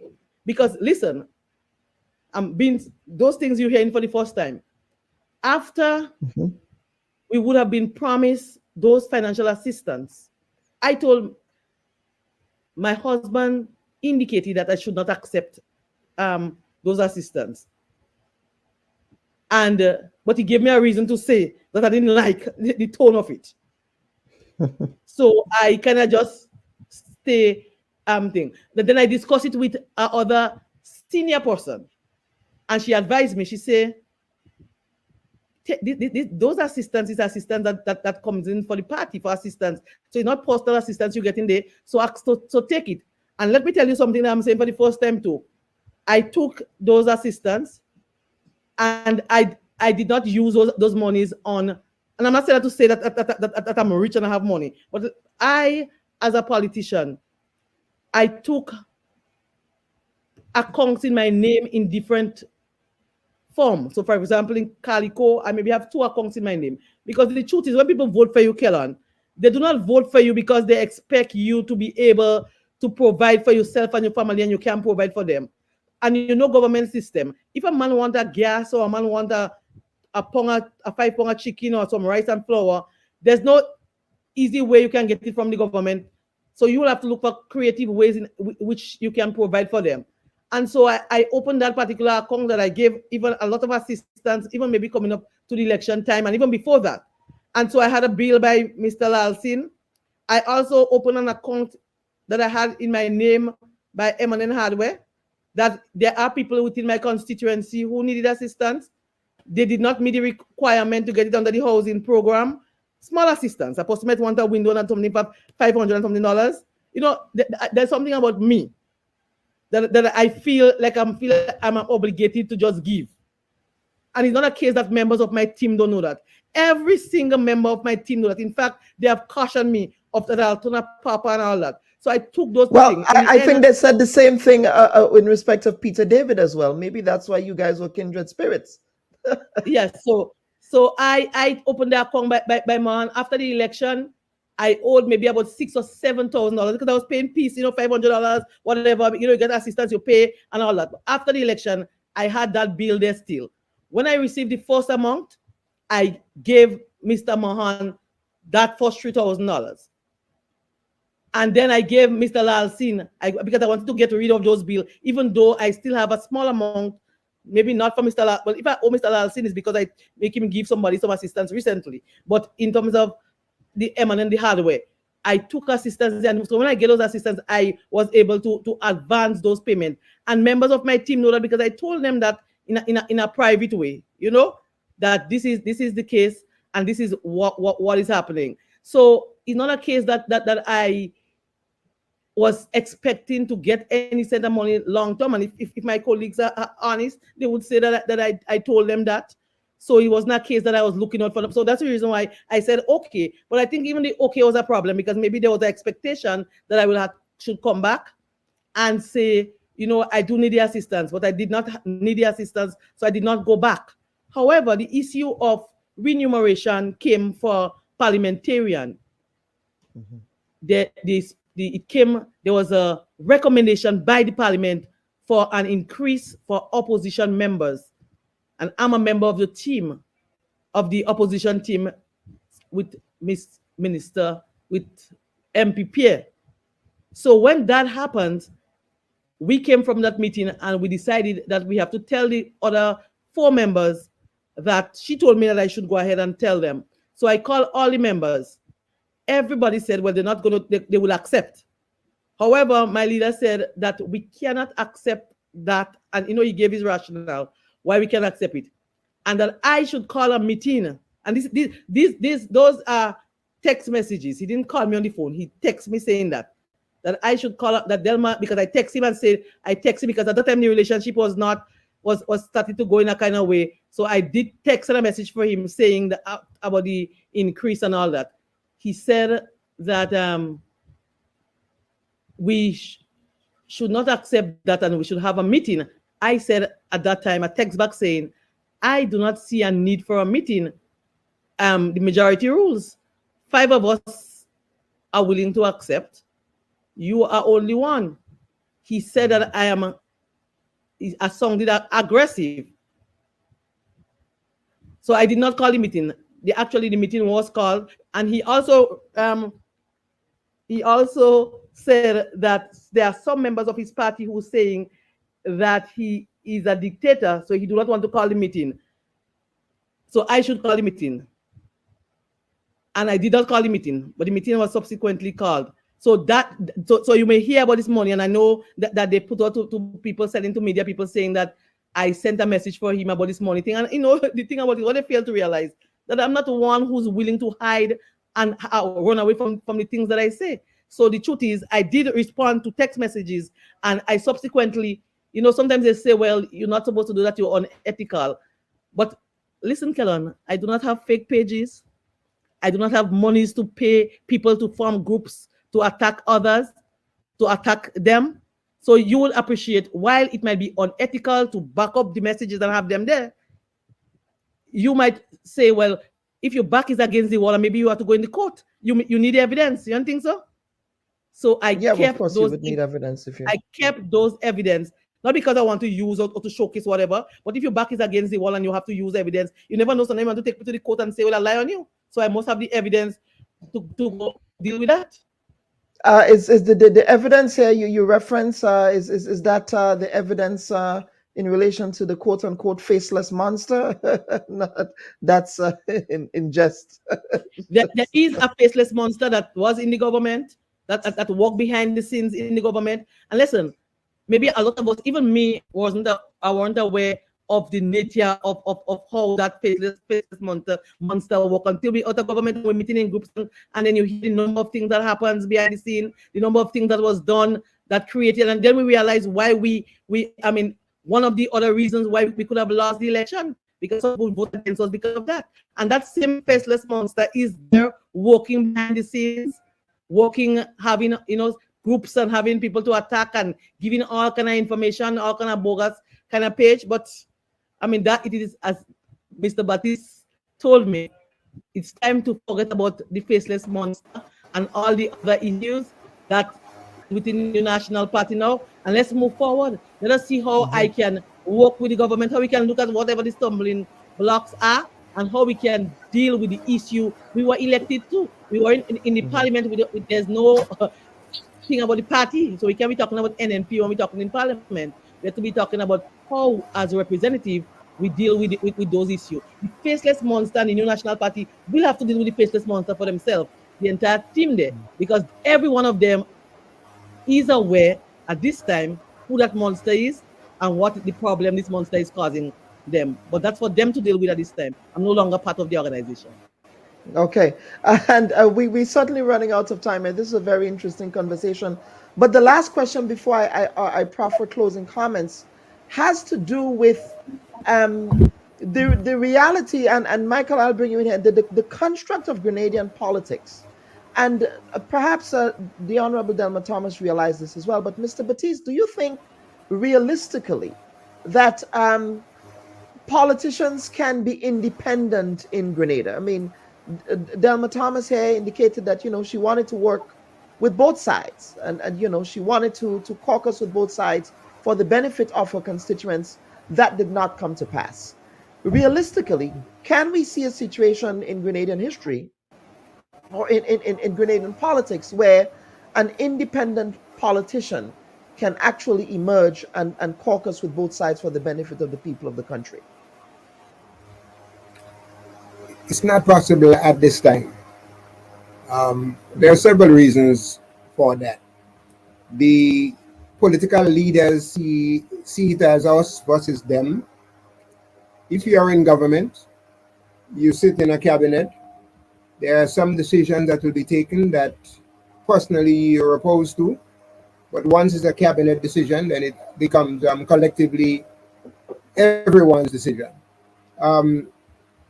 In terms of being independent, it's kind of hard to do so. You go into parliament, there are bills on the table.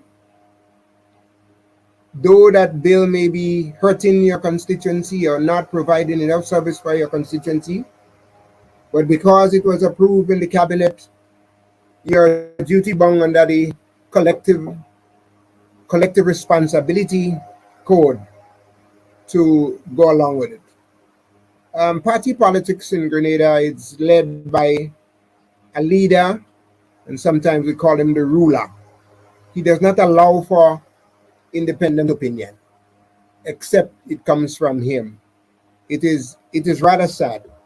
I think the best way to have that is to go back and look at the Hansard. There some time ago, I proposed in the parliament a bill called the Parliamentarian Freedom Act.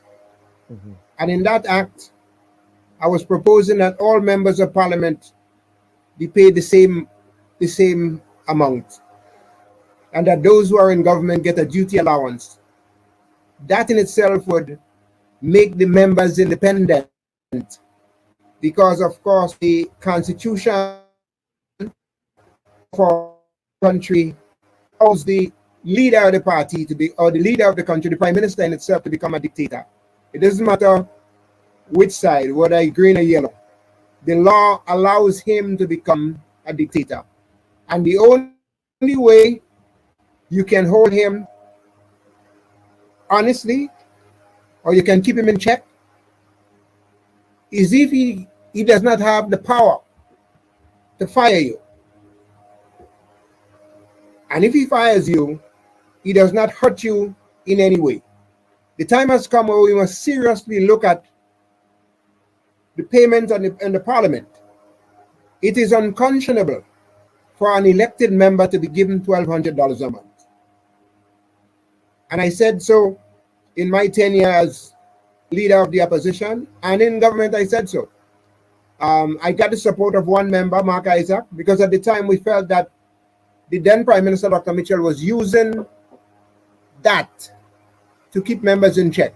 For one, you enter parliament, you may purchase a vehicle, you may have a mortgage, you have families, you have to look after them. Whether your party is in government or not, you should have a decent salary so that you could live on. You have to go into a constituency. The constituents come at your door daily. Sometimes you have to take food out of your cabinet, the kitchen cabinet, to give the constituents. At $1,200 a month, you get no allowance, you do not get a driver, you do not have no perks at all whatsoever, and you can't even get a wheelbarrow of binders to put into your constituency, because based on how the Westminster system is constructed, is the winner take all. If you're in government, you get everything. When you're in opposition, you get everything. So we have to transform the makeup of how we do things and make it as such that the first thing that we do in order to make members independent, both in the government and in the opposition, is to look at the pay system. Everyone should have a salary that is reasonable, that they can live on, and that they could feed the constituency. You have to go into the constituency. You have to dress. You have to attend all the functions, whether you are a MP in government or whether you are an MP in opposition, where that money is supposed to come from. And it puts too much strain on individuals to service their constituency when they're in opposition. And the time has come where we must change that. And if we're going to have good governance, we must start with that first measure, introducing that act. Go back and look at the act that I proposed. It's called the Parliamentarian Freedom Act. Every member of parliament should be given the same salary. And those who are ministers, you could get a duty allowance. All the members of parliament have to attend funerals. They have to go into the constituency. They have to do the same things that the others are doing, and yet you're penalized in doing so. So my advice to this new government: look at it closely, because one day you may be in opposition, and that is the same thing that I told the prime minister when he was in prime minister when I was in the lead of the opposition. I said that you must make your bed nice and sweet, that someday you may have to sleep in it. So if you want independence, if you want members to be independent, you want good governance, you want a member to stand up to his government and say, I abstain from that because it will hurt my people. I am sure that if that was the case, when the government proposed to deduct that $150 from the vulnerable, the people on the bottom of the economic ladder, lots of members on the other side would say, look, we can't do that because it's hurting the poor. But because you have to tote a party line, when you say all those in favor say aye, you say the ayes have it. And the speaker say the ayes have it, it becomes law. There are lots of issues there, and then we must put that on the table and discuss it in a genuine way. And only then and then we could have independence in the parliament, in the politics. And Delma, finally here, and the same question about independence. Well, I see. I heard Mr. Battis make some points there on point. So those points was in his time, and it's still the same thing as it relates to salary and having us to continue with the $1,200 is a means to keep members in check. So if you're really in need, then maybe you'll have to ask me, and if you go against me, then I remove it from you. And that's the reason why you've seen all this fake thing going around, because because there's this manipulation, this money manipulation, where financial manipulation. So you now want to be able to say that she's about money, because you're no longer listening to, going by what you want me to go by. So you try to make it look like if I'm after money. But then, Carol, what is wrong to be after money? You want adult, you want to work for your money. You don't want it free. You don't want no handout. So if you are MP, as one of my colleagues say, an MP is a full-time job, and I think Brother Battis articulated it well there. You have to go to the funerals, you have to go to the hospital, you have to go everywhere. They come by you, they have a bill they want you to help them pay with. Because you are representing your people, and there's no way you can go to do it. If you properly remunerate it, then you may have a little $1,000 or $2,000 from that salary I put out and say, well, I can help my people with that thing. When you're getting $1,200, let's be quite frank, for young families and all that who don't have no businesses, or not, you're not yet retired and getting something somewhere else. How do you, as a young politician, be in opposition and be able to operate effectively as representing people? Because they say, I heard my boss say the people voted for you. In fact, he messaged me that the people voted for you not because they want you to get, not about salary. The people voted for you to represent them, to look after them. So I want to know, if I'm not paid, I'm not remunerated, I don't have no means of income, how do you represent your constituency when you can't even eat food for yourself? And I'm not saying that I cannot eat food now. I'm just talking in general terms. You're in opposition, you're getting $1,200. What can that can't even buy gas? But I want to chime in and let Mr. Baptiste know that there are some changes as it relates. I heard him say before there were no drivers for opposition MP. But let me give you a joke on that one. There are drivers, there are office managers. But hear the joke about that now. They are getting more money than you, the MP, the boss. So you Really? You're on par with the cleaner. We are on par with the cleaner, and the driver get 2,000, and the office person get 2,005 and somewhere around there. There's two different office person, so they get more money than you, who's supposed to be the boss. You get the 1,200, which is on in par with the cleaner, and they get that. So something that's automatically wrong with that. That, I mean, the truth is, you cannot blame the present government for that. Mr. Baptiste articulated well why we are still where we are. And ladies and gentlemen, I've taken up a lot of your time, and I thank you for always being flexible. Mr. Baptiste, you've always been flexible, even yourself, Honorable Thomas. Maybe it's something in St. Andrews there that you guys are just very media friendly. I wish. No, we're not media friendly. We're people friendly. You're people friendly. Okay. Yes. All right. Okay. So, Mr. Baptiste, over to you for some closing comments as we close this chapter in many respects with Delma Thomas and the New National Party. Well, first I want to say I wish Sister Delma all the best. You have a daunting task ahead of you. You know, the perception out there is that the NDC is a bourgeois party and they're hostile to the poor. And that was quite evident when they removed that $150. You have that to defend. You have to go out now and impress upon them that you are people's person. They have a price, they have a value asset in you. And they should fully utilize that asset, that newly found asset that they have, in giving you all the necessary assistance to serve the people. Because you are a great minister under the NNP. You are someone that can invite yourself into the feelings of others. You understand people. You're natural, you're genuine, you're honest. And I think you bring to the table, on the NDC table, a lot of qualities that maybe was lacking. You have membership on the ground with ordinary people, and you're no fake, and you're genuine. So I wish you all the best. I want you to stop concentrating on what anyone would say about you. That's normal in politics. You know, you've been to, I don't know if you watched the divorce court, when couples that were in love get divorced, all kind of things are thrown at them and see each other. You never believe they used to share the same bed. So that's normal.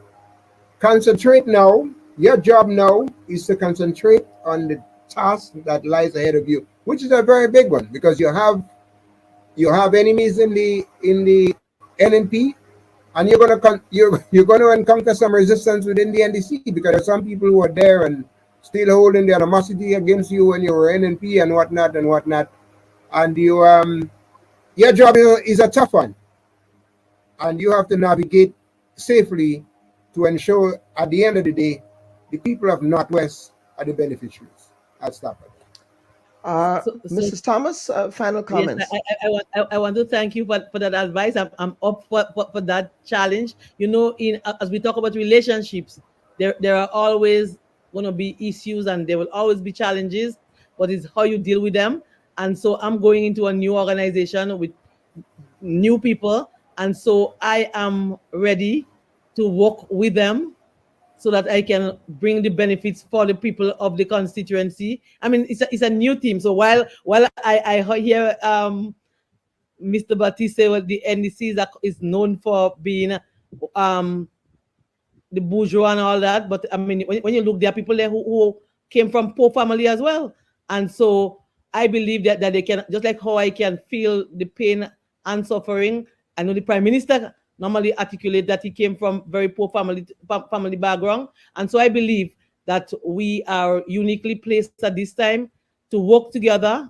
And I mean, it's a new government. They just came in. There will be challenges.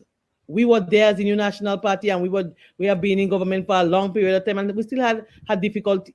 We had issues as well, and so they have had issues and will continue to have issues. Once you're dealing with human being, you will have issues, but it's how we work together to deal with those issues. And I believe that, as I said earlier, we are uniquely placed to work together to bring benefit. I will be giving all my, I do not have all the answers to all the questions, but I believe we can work together. I mean, Sister Gloria and I started to work even before I decided to join them. And we started seeing results in terms of when there's employment. She would call me sometimes and say, there's this position somewhere. Do you have somebody? Do you know of a social worker who can apply for this particular position? So we had an excellent relationship, and I believe that we can continue to work together.